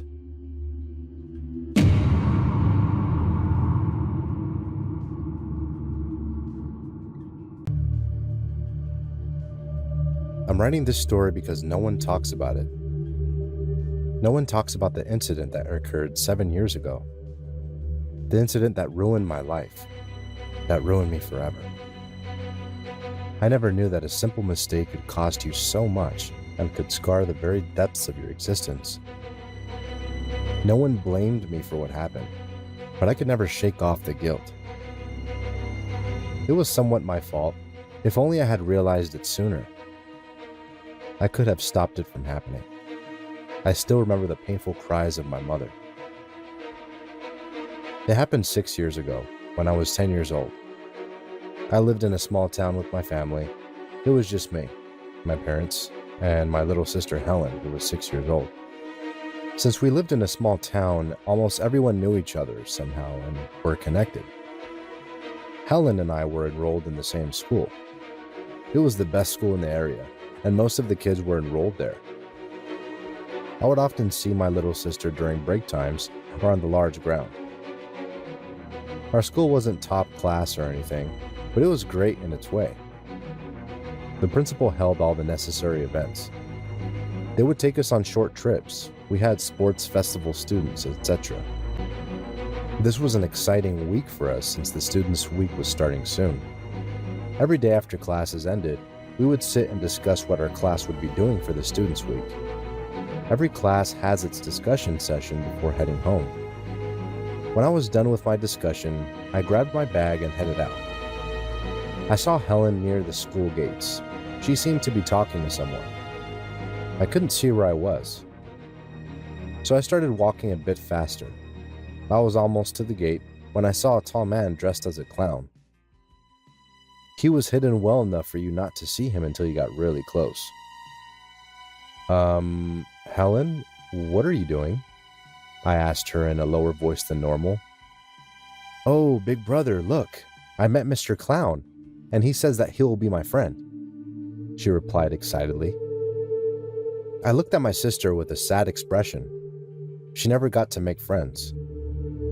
Everyone in her class avoided her because she looked slightly different from normal kids. Just because there was a large birthmark across her face, the kids discriminated, and she was often the target of bullies. But she never let that bother her. She was kind and sweet and tried her best to fit in. I looked toward the clown to thank him for saying that to her and meant a lot.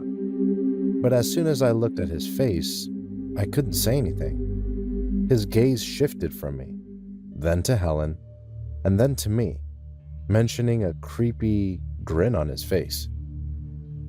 It wasn't the type of smile you wear when you're happy.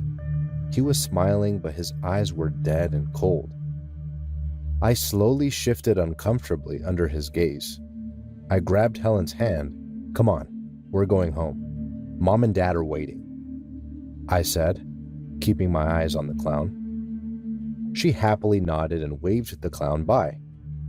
I could feel his eyes on us as we walked away, but I dared not look back until we took a turn into the next street. I turned around to make sure he wasn't following us. For once, I was thankful our house was nearby. I couldn't wait to be behind the safe and secure walls of my house. I don't know, but that guy just gave me a bad feeling and my guts told me to stay away from him. I dropped my bag and I let it plop on the floor. Like always, my mom greeted us and asked us about school. As expected, Helen mentioned her clown friend. Mum looked at me with a questioning gaze, and I told her the story and about what I thought about the clown. My parents only chuckled. They both knew very well that I was scared of clowns. That night, I woke up just as usual. I went to the bathroom and the kitchen to drink some water. And just like every other day, I checked up on my little sister before heading back to my room. Our rooms were on the second floor. I opened her door, walked in. I looked around, and just when I was leaving, something caught my attention. I looked out of her bedroom window and saw the same clown standing in the middle of the road, illuminated by the streetlight. I stumbled back in shock and fell to the ground. I was breathing heavily, and I slowly got up to look out of the window, but the clown was now gone. I didn't mention this incident to my parents or anyone else since I wasn't sure if I didn't imagine things. A few days passed and I didn't see that clown. That I was thankful for. It was finally Students' Week. The school was filled with different stalls, some for food, some for games, and some for other entertainment. Our class had a game stall, and we offered different prizes to the winner. As the day went by, we closed our stall and went to see the other stalls. I realized the school was packed with people and it was hard to move around. My friends and I were heading to a food stall that was said to be great. As I was slowly moving between the crowd, I saw Helen from the corner of my eyes. I raised my hand to call her, but before I could call out her name, I saw that red curly hair. My face turned white. It was the same clown from a few days ago. He was talking to Helen and was leading her somewhere. My guts told me to stop her right away. I desperately started pushing through the crowd. I needed to stop her. I moved through the crowd. One of my friends asked me if everything was okay, and I explained to him the situation. At first, he thought I was kidding, but then he realized I wasn't. We were searching, and I saw my little sister near the front gate. She was innocently smiling at the clown, and my heart broke. In a few moments, I was running toward the gate as fast as I could. I looked around, but they were nowhere to be seen. I immediately started to run back home. I had to tell them about what had happened. They called the police and reported the incident. The police told us to wait as they sent out a search team. Later that day, the phone began to ring. It was my mom's friend Carol. She told her that she saw Helen with some clown. She tried calling out to Helen, but they were gone before she could. They seemed to be headed to the forest. My mother dropped to the ground, and my father quickly called the police. Later, they called us and told us that they had found my little sister's body. The body was in such a bad shape that they could barely recognize her. I won't go into further detail because it is too hard for me to bring back the memory of her broken little body. To think that innocent smiling face would be the last I would see of my sister. Hi, this is Leonardo. I'm 35 now. I'll tell you a terrible story that happened to my wife, Patricia, 7 years back. All this happened to her when I wasn't even in her life. When I came into her life, she told me all these things. I was also very surprised after knowing her real horror story. So, the story starts. Patricia was a tall, talented, attractive, and beautiful girl. She'd also been part of a beauty pageant at the time. There would hardly be any man in her area who doesn't love or like her. She lived with her dear mother. They both were delighted, but soon everything was about to change. So, one day, she went for a morning walk. Mom, I'm going, okay? Okay, honey. Honey, take your glasses too. You've just had an eye operation. Take care. And she left home. She enjoys walking in the park, but after a while, she realized that someone is following her for a long time. Who's there?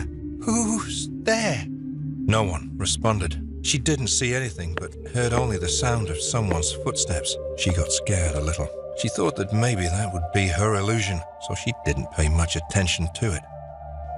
So, after that day, when she'd left for the market, she felt that someone was following her throughout the way. She looked back and saw no one there. She was very scared after that incident. And when she came back from the market, she still felt that someone was following her.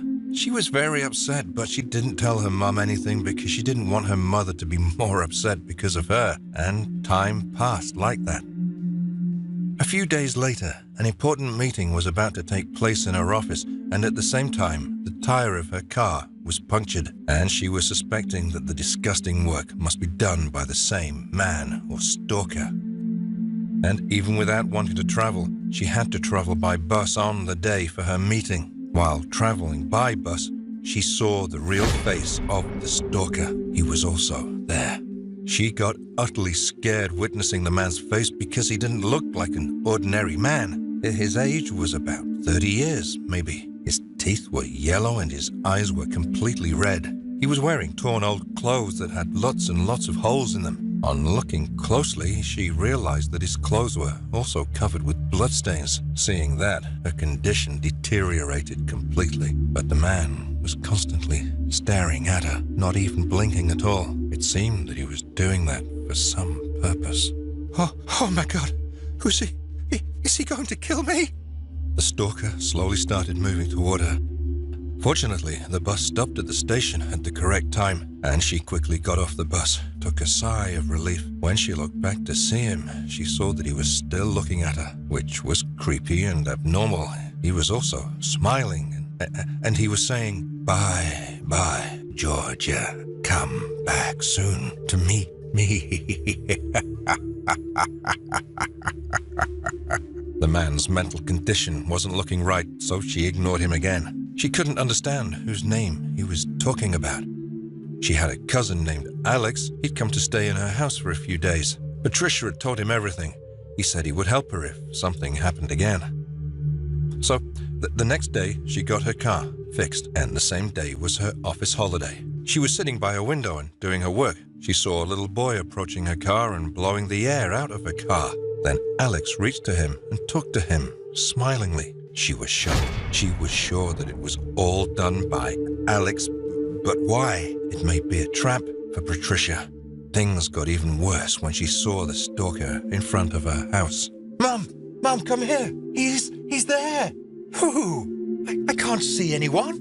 Then Alex came over there. The man ran away. Patricia told her mom everything. Now I think he will kill me. We have to call the police right now. You should have told me all this earlier. Why didn't you tell me? Hurry, call the police. Alex?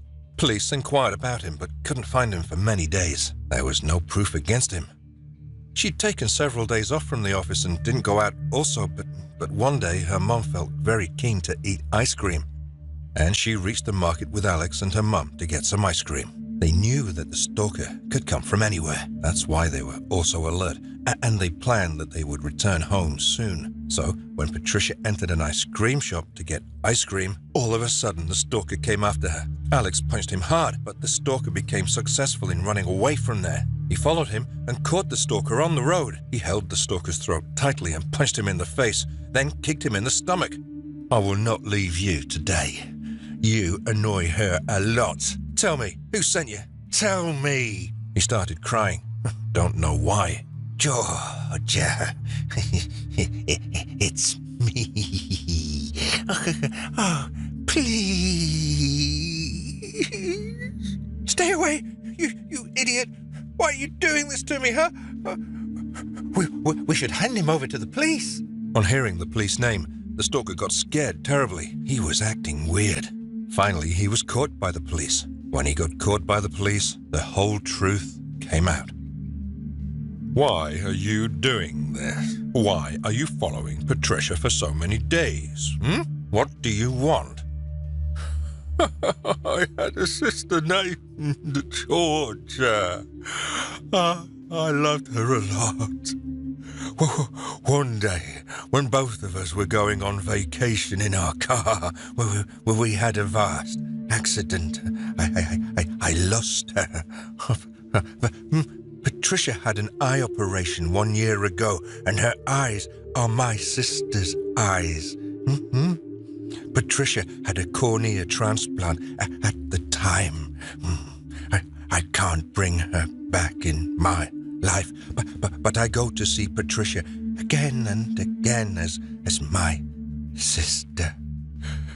Sister.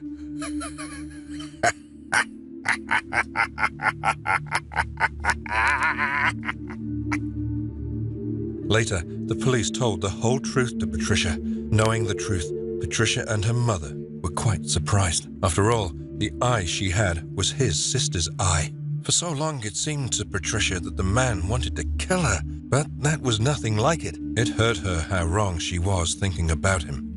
We have tried to find out his complete background. It's been found that he is a victim of depression. His mother had died in his childhood, and there was only one reason for happiness in his life, and that was his sister, and she too had gone away from him. And when he came to know that his sister's eye was transplanted in yours, that's why he wanted to meet you. Patricia was sad about it. My husband, Brendan, contracted a weird disease with a long name I can't remember. It was terrible. His body was rotting from the inside out.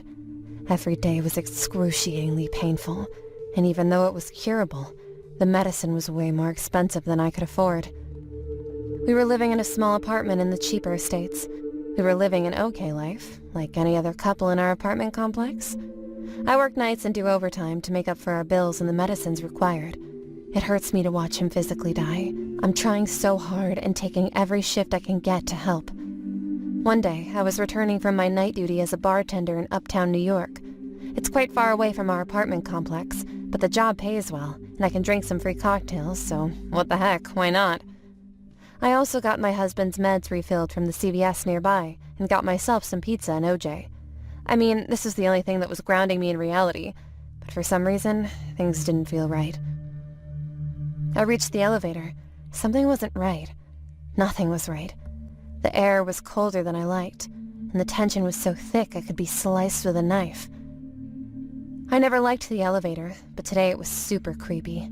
Suddenly, I saw all the buttons are pressed, and I felt the presence of someone. I froze, but then I turned back to check, and I was horrified. I drank some of the orange juice to cut back on the alcohol from the tequila I had after my shift. I can hold my alcohol, but now I felt it. I wanted to throw up, and I pressed on the button 4 multiple times to try and get to our floor a bit faster, but it was unsuccessful. After that, I blacked out. I heard people banging the door and felt light in my eyes. I was escorted out near my door. My neighbors, the 4 young men who lived across from us, took me near my door and then tried to wake me up to consciousness. When I woke up, I reacted violently, but I was given some water and calmed down. They asked me about my condition, but when I told them, 3 of them laughed, while another, the 4th man with tattoos, just smiled knowingly. He knew something that I, or for that matter, even his roommates, did not know. When I came back home, I brushed my teeth and chatted with my husband, and he complained about monsters in the closet. Now, this is weird. I know nothing is normal now, but aren't 26-year-olds a little too old for closet monsters? I tried to talk him out of it, but he was adamant. I wanted to talk science and logic to him, but I could not dismiss him completely after that incident. After a nice little nap and a wrap-up with my chores, I had to go to work, and I did not like the idea of using the elevator, but I cannot use the stairs. I am afraid of them. They make me feel restless. But the elevator was equally troublesome. Anyways, I just took the elevator, and then it was worse. This time, I saw a man having a scary aura with a smell reeking of alcohol and rotten meat. I tried to take off, but this man held me by my wrist and pushed me into the elevator. He tried to choke me while pressing number 4 on the elevator, and I could not move away from him. He was stronger. He whispered in my ear, "There were crimes done before, and there will be done till the day your so-called home is not free from me. I live here so no one else can." I felt I was dying, but the only thing I could think of was the safety of Brendan. Finally, after some struggling, he left me, and I ran towards my apartment. I turned around and saw a script. It said, "My den shall never be yours, and most importantly, he will die, and then you will." I couldn't take this lightly anymore. Supernatural might be real. I decided to do some research. I went to a cafe and used a laptop to get some history behind our apartment. Why did we get that apartment for so cheap? Why was it called our den? Turns out that the apartment had a cruel history. The reason why we could find this apartment at such a low price was that this was a place where multiple people committed suicide. All of them experienced the same thing. A man overlooking them when they were sleeping. And if anyone stayed up all night to keep a watch, would either die by weird diseases or would kill themselves. I wish I would have done my research seriously, but now I have no time. I called the police, but they were dismissive. After a lot of convincing, I managed to let them search my house. This is where things got weird. A crime scene cleaner was called, and he peeled something that looked like wallpaper from the ceiling. After some investigation, I hear them say, "Yep, human." I was like, "What? What's human?" They said these are human skins. That is exactly what it is, not wallpapers. That apartment was that of some local celebrity woman who killed her husband because she had an affair with another man. She mixed sleeping pills in his food, and when he slept, she called her boyfriend and cut his body into many pieces. He was alive when she did it. She hid his bones and body parts there. She started to enjoy every night there. One day, she was bathing, and the ghost of her husband appeared, and he killed her in the bathtub. Since then, his ghost started to bother everyone who stays in that apartment. The apartment was cleaned up, and the young men who were my neighbors were called for evidence. This is where things got weirder. There was only 3. When I asked them about the 4th one, they denied his existence. I described him, and they denied his existence. So, then I hired a sketcher and gave him a description. When I took the sketch to the cops, it got weird. Turns out this sketch looked like the husband of the celebrity. Now I kind of did the 2 and 2 together, and then realized something. He wanted to avenge his death. We moved away from that place, and Brendan's health started to improve. This incident happened 3 years ago, and now Brendan is fine. However, he does not remember a lot of those painful days. He loves horror movies, games, and stories, and laughs them off as bullshit, but I cannot. Who knows? There is another one lurking for us, and I can feel a pair of eyes. Hello, viewers. This is Carol Jonathan. I'm 31 years old now. I'm going to tell you a true horror incident that happened to me 7 years ago. I worked in a big company in my city. I got a job, and I loved it. I used to do my work with full dedication. I had also made a friend in the office. She was very nice and hardworking, named Leslie. My coworker Norman came to me. He had proposed to me, but I refused him because I had no such feelings in my heart for him. He was a nice person, and I was his friend only, and nothing more than that. My boss, named Terrence, was very happy with my work. He proposed to me for marriage one day, and my happiness knew no bounds. He was 4 years older than me at that time. "Yes, I will. I love you too." And we hugged each other tightly. Everyone in the office congregated, and now we have a few months left for our wedding. Our office was very big, and its construction was finished 2.5 years back. There were many elevators, but I used to come and go by elevator number 2 because it was the elevator near my office desk. One day when I was going home from the office, it was 8 o'clock in the evening. I was very late due to work. My fiancé, my boss, was waiting for me outside the office. He used to drop me off often at home. So a girl came from behind. I did not know her. I thought she was probably a worker. I smiled looking at her. She also smiled looking at me. As soon as I entered the elevator, she pushed me hard, and I fell very hard inside the elevator. My hand was badly injured, and I had to get it plastered. On checking in the whole office, nothing was known about that girl, but I did notice a locket around her neck. I was suspicious of Mr. Terrence, so I asked him about his ex-girlfriend. He told me that he had girlfriends named Monica and Anna. She wanted to marry him only for money. That's why he left them both. Now he has nothing to do with them. Norman told me that I should stay away from Terrence, but I thought he was only jealous. I was very scared. After that, some strange things started happening to me. I had a nightmare every night. I saw a man with a scar on his chest brutally strangling and torturing a woman. Sometimes I would see 2 or 3 girls being murdered brutally.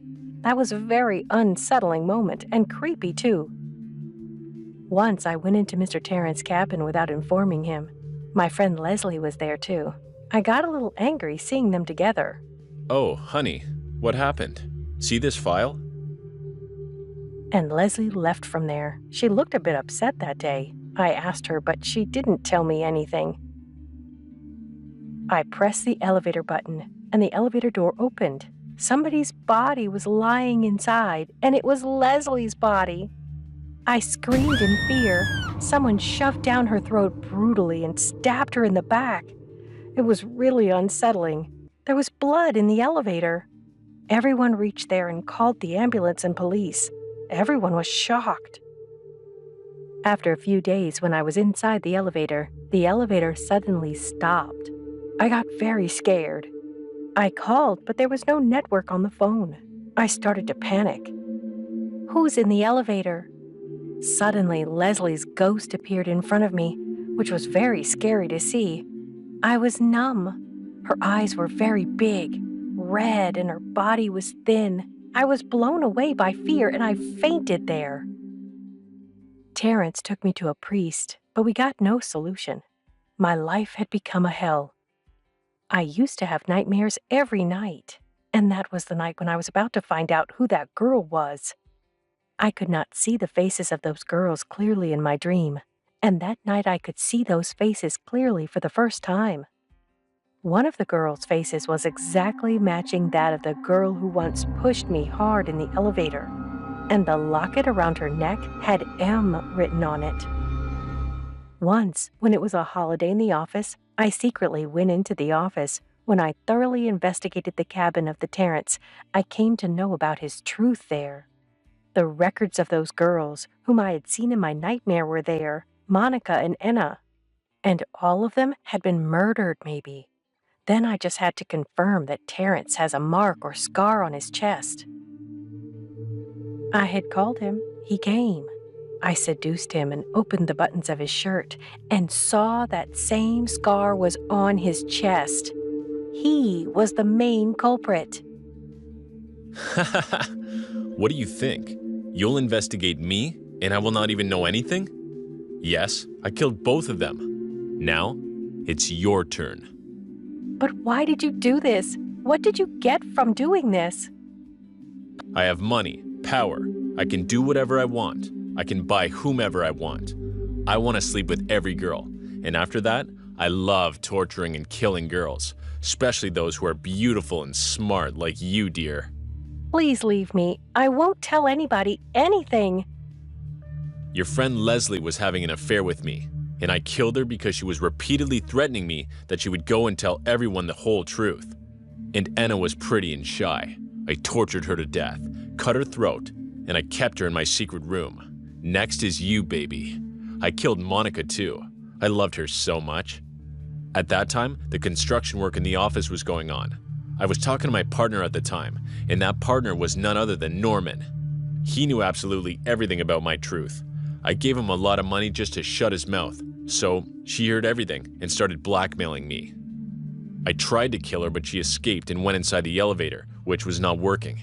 She started panicking and hitting the walls of the elevator, and suddenly, the elevator fell down hard and she died at the spot. And in this way, I escaped from the police, and her death proved to be an accident.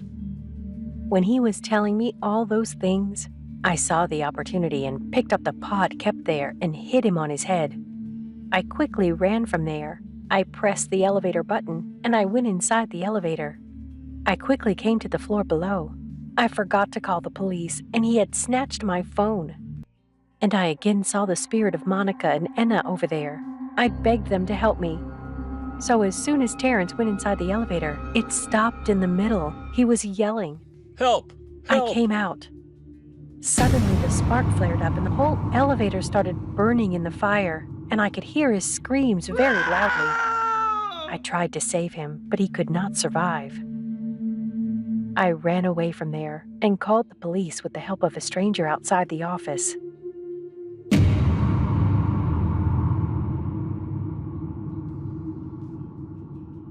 Hey, this is Joe. I'm a computer engineer. I'm 35 years old. Today I'm going to tell you a terrible true horror story which took place 7 years ago. There was a close friend of mine. His name was Harris. He was my colleague also. Both of us had jobs in a very big company in the city. He married his beautiful girlfriend named Eva. She was charming, tall, and intelligent. I'm also married, and I have 2 kids now. 7 years ago, while in the office, he seemed worried for a couple days. Whenever I asked him anything, he used to avoid it. I got angry with him when he told me something. He said, "Harris, man, nowadays, my wife gets really angry with me, even for small things. Whenever I try to explain something to her, she doesn't understand me at all. The relationship is not going well. What should I do, man?" Hey, look, dude. No solution will come out of fighting and arguing. Whatever's the matter, take time and solve it with a calm mind. Please don't make any brash decisions, and definitely don't do it in anger. You'll be sorry later. Be calm and explain things as best you can. If possible, I'll talk to my sister-in-law. I tried my best to end the situation between them, but the quarrel was getting worse. I used to talk to Eva on the phone sometimes. I used to try to solve the problems going on. Those days, all we engineers had a huge workload, so we were doing night shifts in the office. But Harris wasn't interested in night shifts. One day, Harris came into the office. "Hey dude, I think I'm gonna try the night shift today. I don't even want to stay home now, even at night. Life is stressful. I think it's better for me to just stay busy with work." I agreed with him I would do the night shift also that night because he was a good friend of mine. One day, Eva called. I received it. She said, "Harris has become very suspicious and possessive. He keeps a close watch on me and is not allowing me to do any of my jobs. I'm completely fed up with him. I think I'm going to divorce him soon." I was so sad for them. For a few days, he was doing extraordinary things, such as drinking water from the water bottle. I didn't even know where he kept that bottle. He even started forgetting a few things. He repeatedly said his wife had cheated on him. She was secretly starting to talk to someone on the phone, and sometimes even going to meet him. After a few days in the office on the night shift, I don't know what happened to Harris that day. He was repeatedly pointing towards the window. "Dude, there's a girl wearing a black dress standing there, staring at me for a long time. Do you see her?" "Harris, what are you talking about? No one's there." "Look at her, bro, right there. That girl's no ordinary girl. There's red little spots on her face. I think I can see bones visible. She has a long, creepy-looking black tongue." "Dude, there's nothing, man. It's the night shift, bro. You're starting to see things. Just calm down." That same night when I was thirsty at 3:30, I went to fill my water bottle and also went to the bathroom to just clear up a bit. I washed my face, and while washing my face, I saw someone's shadow in the mirror. I was terrified to see that. As I looked back, no one was there, but I felt like a woman was standing there. There was a colleague named George in our office. He was nice and a hard-working person. He also came on time. But one day, he was nowhere to be seen. There's a small storage room on the floor below our office. I saw Harris coming out of that room. When I asked about it, he didn't say anything. So the next night, when I asked Harris about Eva, Harris said she'd gone to her maternal home for a few days. Harris was repeatedly going to that garage room. I also secretly thought of going there to find out what was going on, and when I went there, I was shocked and numb after seeing the scene. I saw it was my colleague George. Someone had pierced his stomach with a sharp piece of wood that went through and through. There was blood all over the wall. I understood that Harris probably did something wrong. Just as I was about to call the police, he came over there and snatched my phone and broke it. "Joe, what are you doing? You okay?" Yeah, I was just calling my wife, brother." "Oh, you saw his dead body? He's gone. I know you were about to call the police, and you too are unfaithful, like my wife." Oh, my luck. My wife is not in the house for 2 days now. She must have ran away with her lover. Please, man, you know me. Just leave me, Harris. I'm your best friend, man. I won't tell anybody. You know why I killed George? Because he was having the affair with my wife. I think you must have had an affair with my wife, too. That's why you support her, isn't it?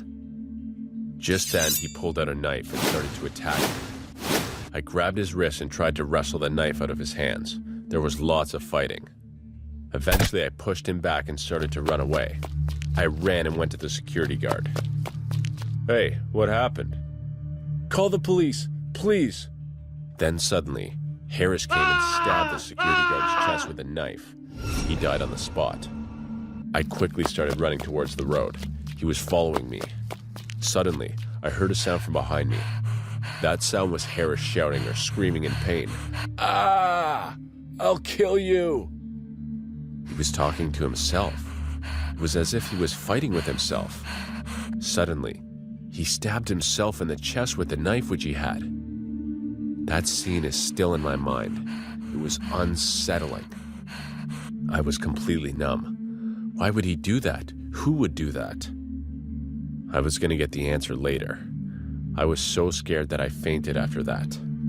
When I regained consciousness, I came to realize that Harris had died. Hearing the truth, I was completely blown away. The policeman said, "When we searched Harris's whole house, we found his wife's body there. Her body was 2 days gone. He had killed her. He had amnesia. He didn't remember that his wife had died earlier." I also told the whole thing to the police, which happened during the night shift. "Officer, why did he kill his wife?" "Well, according to the post-mortem report, his wife's death was an accident." They also checked the video recordings of Harris's house. We found that both of them fought about something. Then Harris got really angry and pushed his wife in anger near the basement. Because the basement door was open that day, she fell down the stairs, and then he left.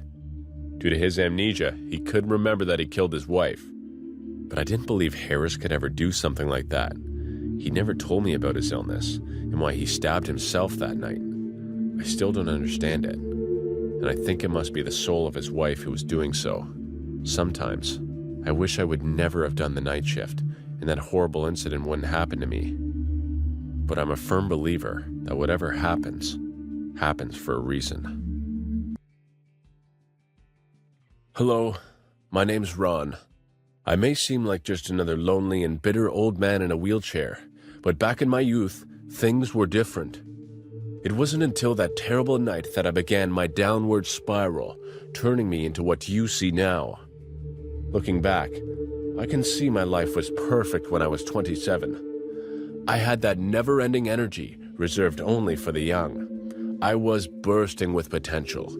I didn't have any responsibilities to tie me down, and most importantly, I had a job that I enjoyed with the National Park Service.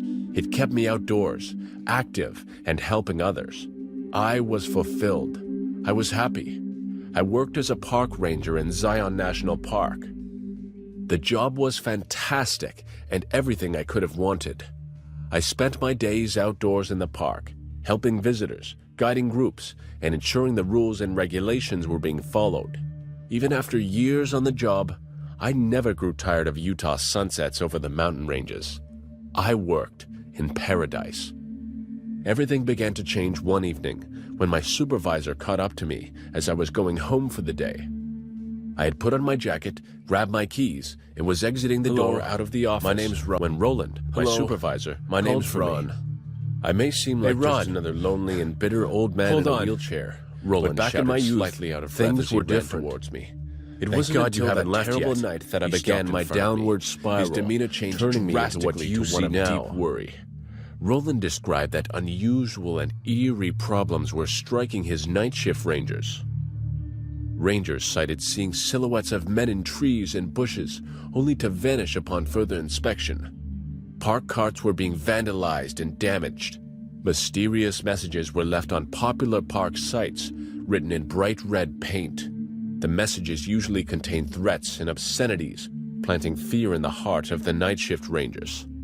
The latest and worst occurred the night before, when a rookie ranger was attacked by a group of men and left blood all over the trail. When the park police arrived, the injured ranger claimed that some of his attackers vanished into thick canopy of trees, while others fled underground.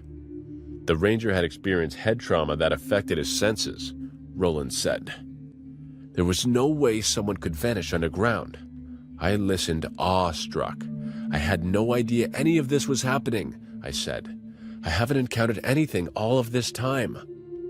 Right, Roland said thoughtfully. These are occurring only at night, and they're getting more violent. Listen, Ron, he began. Listen to me here for a second. I knew where this was headed. I now have a ranger in the hospital, and have a whole night division in fear of coming to work. 3 have already called in sick. He gestured air quotations with his fingers, sarcastically rolling his eyes. And no one to cover the night shift. Oh, I don't know, Roland.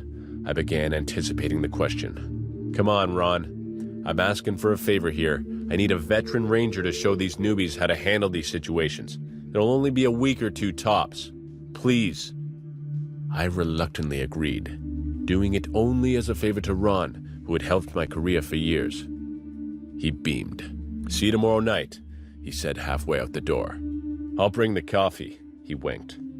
All right, I'm there, I said unenthusiastically as I entered the office. My name's Ron. Shit, Roland said, startled. He held the radio in his hand. Shit, Ron, you're right on time. We need help. Victor just radioed in a cry for help. He was extremely distressed, and to top it off, he's not responding anymore. Roland's voice was full of panic. His cart's GPS is signaling it's near Arroyo Creek. Do you think you can go check out what happened? I agreed. Surely it wasn't anything serious. I drove off into the night, a cup of coffee in my hand, as I arrived at Arroyo Creek. Nothing seemed particularly concerning. A parked cart stood by the creek's edge, tires sinking slightly into the wet soil, the motor still running. The moon glistened brightly on the water that swayed fluidly, filling the night silence with the indistinguishable sound of running water. The water turned the usual bright red soil into a crimson tone that resembled blood. I moved along the creek, calling for Victor. Out of the corner of my eye, something glistened above the bank. Footprints. It was odd. It looked like multiple pairs ran in unison towards a stack of large boulders. I approached cautiously, beginning to feel the tingle of fear within. The track stopped abruptly in front of the boulders. I stared confused at how someone's journey could just end there. I heard it before I felt it. A loud thud filled my ears, and I realized something had struck my head. When the blood began to drip down my face, darkness clouded my vision, and I tumbled to the ground, losing consciousness. I saw flashes of men dragging my body towards the rocks. One removed some of the smaller boulders to reveal a small hatch. The last thing I noticed was the hatch opening, entering, and being dragged through an underground labyrinth. Darkness took over. My eyes opened, corneas burning at the bright light before me. My body stood before a small fire, illuminating an underground room. 2 men stood watching me. They were a dark tan color and had long braided hair that ran beyond their shoulder. Another man laying in the corner of the room, soaked in his blood. Victor. He was shaking violently and mumbled nonsensical sounds, pleading. This land belongs to us, began one of the 2 men in a deep and heavy voice. It belonged to our ancestors before your kind took it from us. Our tribe worked on this land for hundreds of years. Our blood and tears made this land plentiful, until you arrived. In the room corner, Victor's body convulsed in a puddle of his blood. Our warnings have been ignored, and now we will take more drastic measures. The 2 nodded at each other. The second man withdrew a small pistol from his pocket and shot Victor. Victor's body fell limp. Maybe this kind of message, you'll understand. The gun was raised, and I heard it again before I felt it. A small stream of blood flowed from my waist like a small watering hole. Quickly, my body began to shiver, and I felt something for the first time that would soon become unfamiliar. I lost sensitivity below my waist. Again, darkness began to befall me. But before I succumbed to the darkness, I heard the men scream, and more gunshots erupt from multiple directions. I woke up in a hospital bed, unable to move, for days later. The doctors explained that the bullet had caused permanent damage to my spine as it passed through me. I listened, unable to internalize what was being said. Days later, a familiar visitor arrived in my room. Roland explained what occurred that night.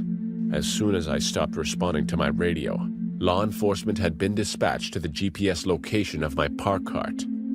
A path of footprints and the residue left by my body being dragged led them to the underground room just in time. But I questioned whether they had arrived on time or too late as I tried to move my legs. I am thankful for my life, but I regret accepting that night shift. While I could walk away with my life, I lost a big part of me that day. That was the start of the journey that led me to the man I am today. Bitter, disabled, but at least I'm alive.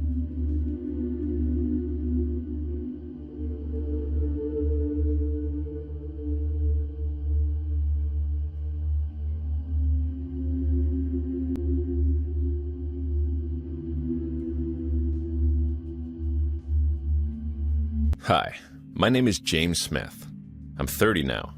Today I'm going to tell you a horrible story which will blow your mind. This incident happened when I was 25 years old. I had a close friend named Tim. He was also 25. We were like brothers.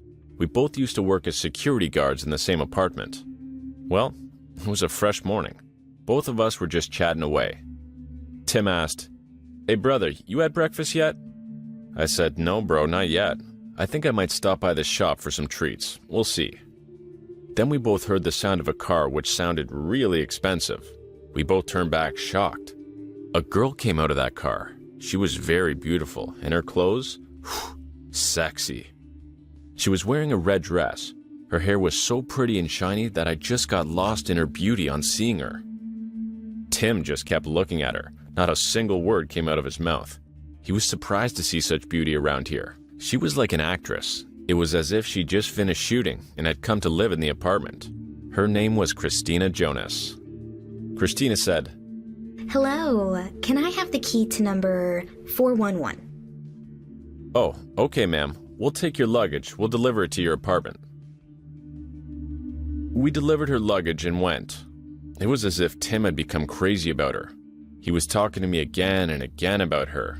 Tim had a nice nature. After all, we were best friends. Everyone in the colony considered him very decent because he was always ahead in helping everyone. Whether they were young or old, he would help anyone. That's why he was a popular security guard in the apartment. He even was a little shy.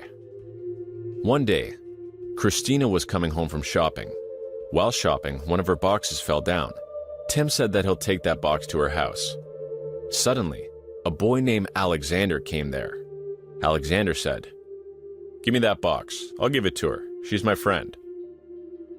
"Hey sir, you don't need to worry. I'll give this box to her." Alexander, now kind of more angry. "I said I'll give it to her. You stay here." Alexander lived in the floor above Christina. He used to like her a lot, so he used to go there and try to hang around with her. He eventually went there for frequent visits. They'd become close friends. And just like that, a couple of months passed, and that friendship grew even deeper. One day, Christina was looking really upset. It was as if she was worried about something. The next day, Christina's maid Rihanna reached their house and knocked on the door, but no one responded for a long time when she knocked. Open the door, please, ma'am. But the door opened after a little push from her. It meant that the door was already open. When Rihanna went inside, she was completely surprised. There was blood on the floor, everywhere. She got terrified.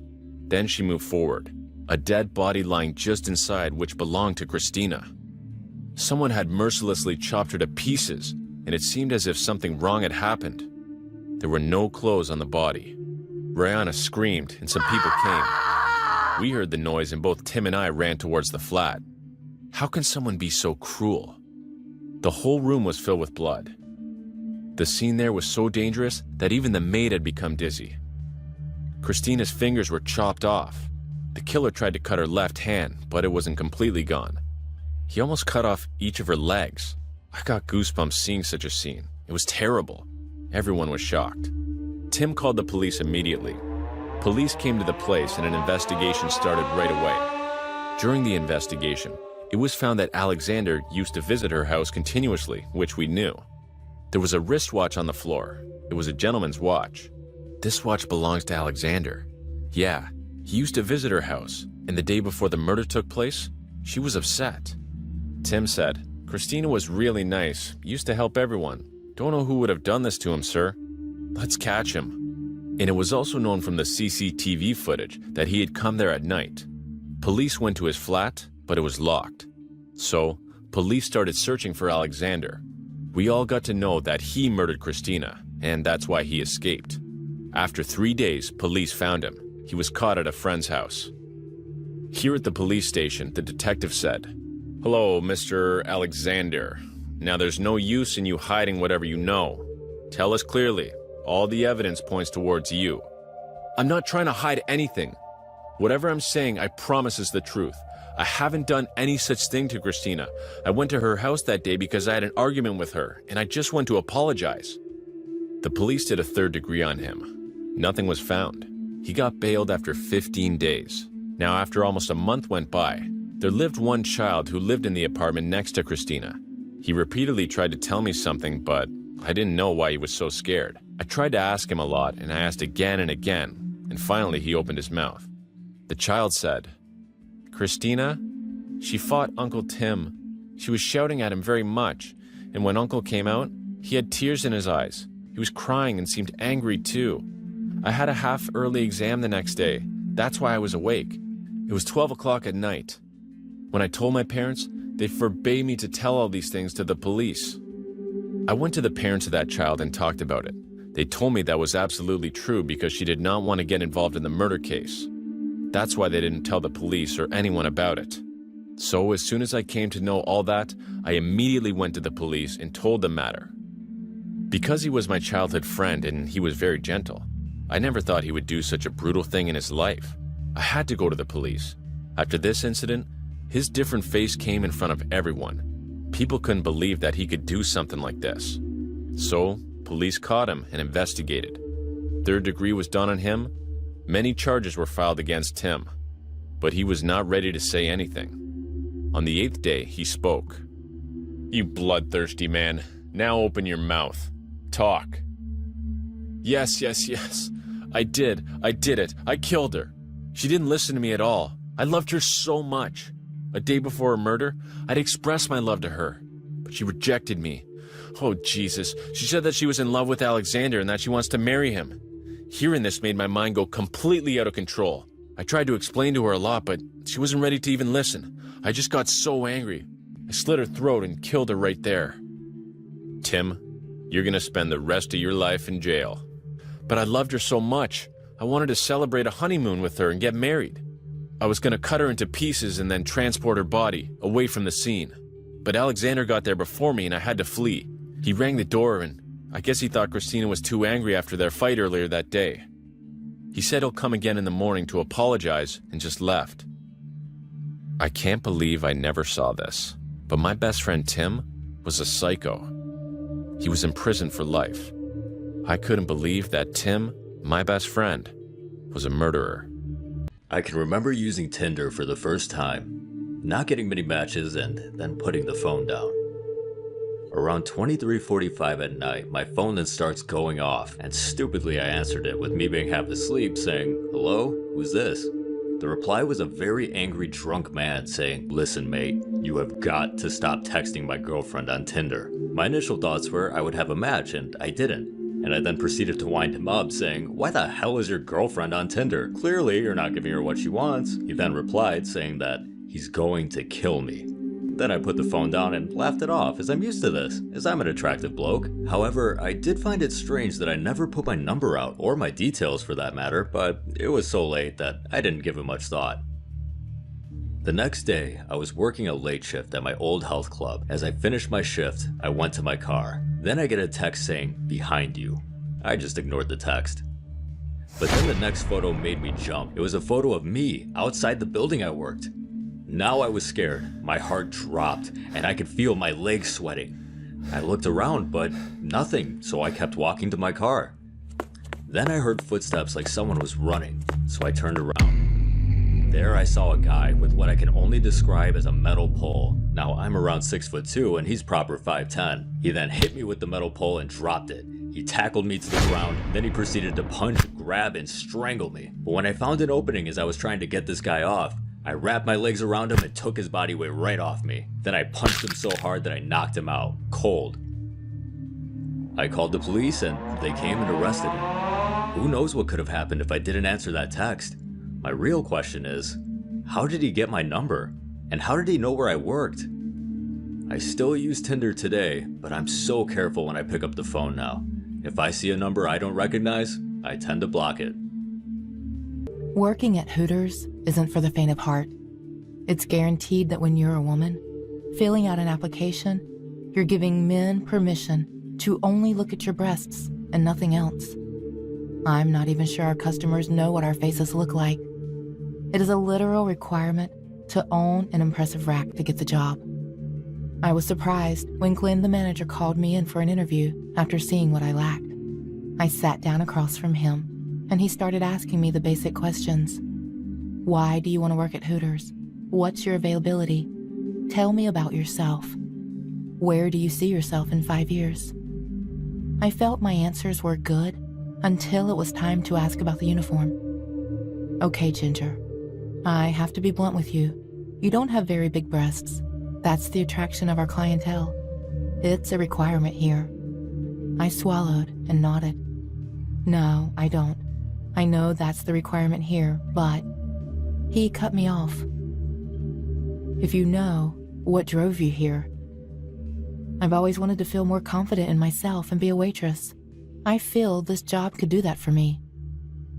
Glenn smiled at me and leaned over his desk to meet my eyes. Lucky for you, Ginger. You don't have to worry about the size of your goods.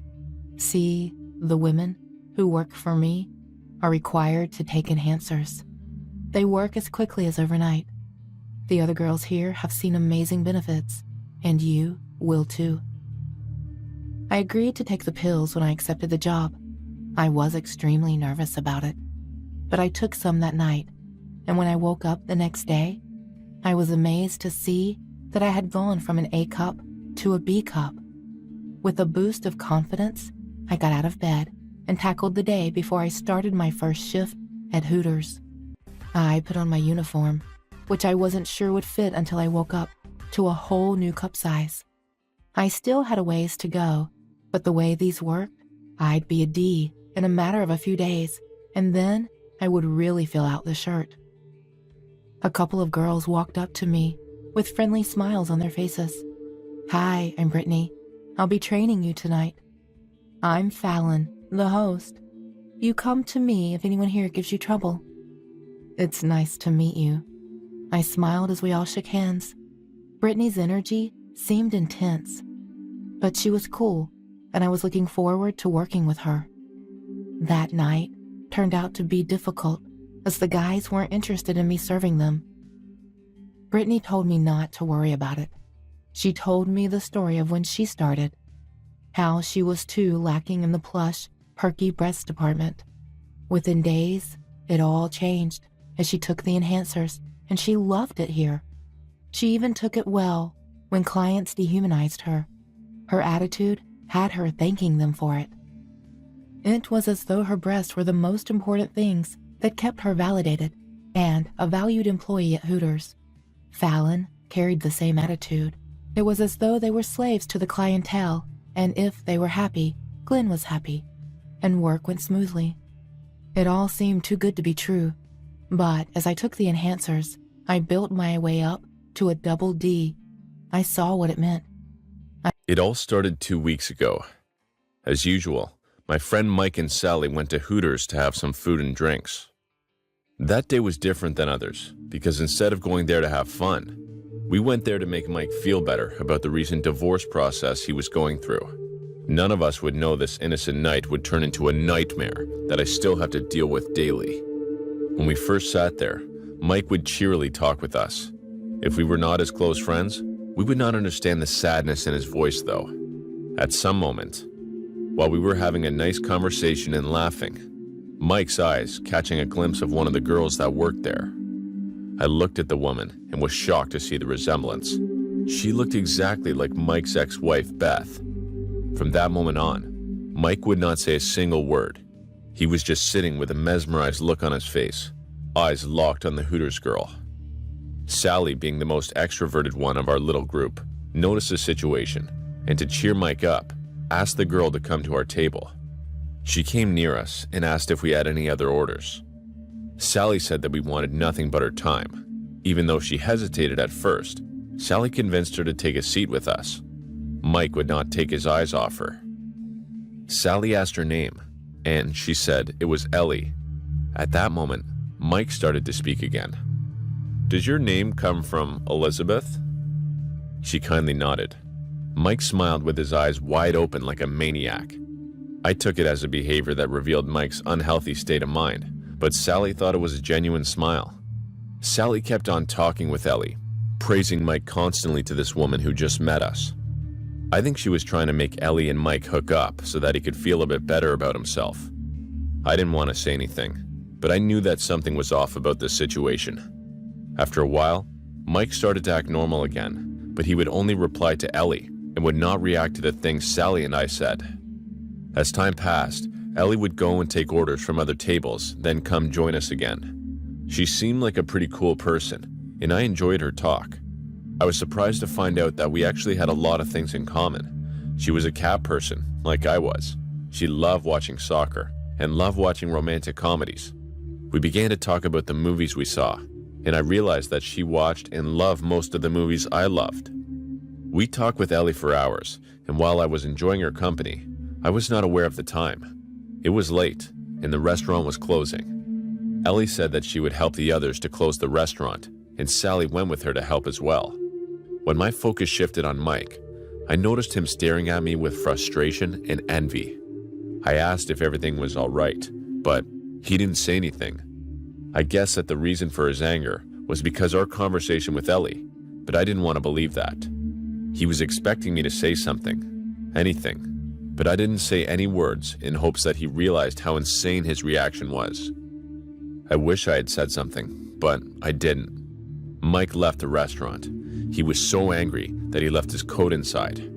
I went up and helped Ellie. We finished the work in 15 minutes, and Ellie and I continued our conversation. I don't know how the situation led up to that, but we ended up kissing.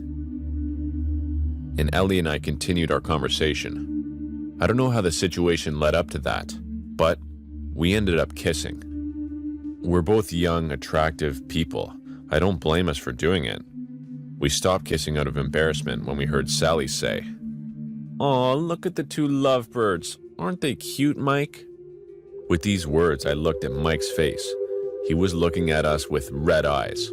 His eyes didn't reveal any anger. It was something else. He had the eyes of a person who had completely lost his sanity. He went to our table, took his coat, came near us. With a fake smile on his face, he said, "Are you ready to go home?" At that moment, I hoped that his smile was genuine, but I knew it wasn't. We went outside. Mike asked Ellie to drive her home, but she said that her place was near mine, so she decided to come with me. Mike took Sally to his car, and they went away in a hurry. I remember finding it strange that Sally would go with him, as her place was near to where I lived as well, but I figured that she might have been accompanying him to cheer him up a little bit more. When we got close to my house, Ellie asked to come inside, and I said, okay. Ellie spent the night with me. Around 4 a.m. when we were sleeping, I woke up from my sleep upon hearing a loud knocking at the door. As I went up to open the door, I heard the screeching sound of car tires. "Who is this? It's 4 a.m. I inquired. No reply. I slowly opened the door. I found a box at my doorstep with crimson liquid leaking out of it. I could feel my heart pounding because of the uncanny sensation I was feeling. I opened the box and I saw the severed head of Sally, eyes gouged from its sockets, teeth replaced with needles. I immediately woke Ellie and told her what happened. She suggested we should call the police right away, and we did.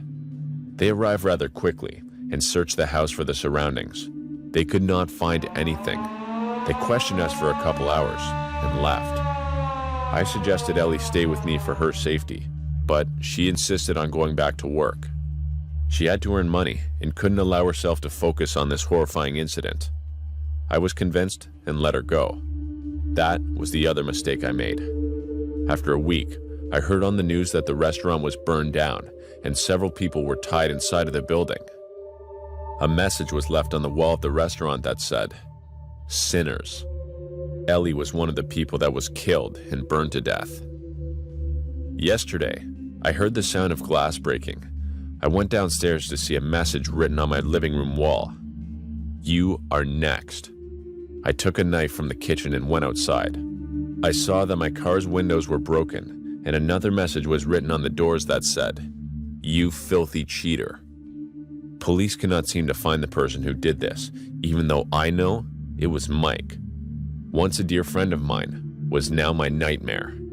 Every night, I can hear the sound of heavy breathing coming from the closet that keeps me from sleeping. I don't know how long I can continue living like this, but I'm willing to end it once and for all.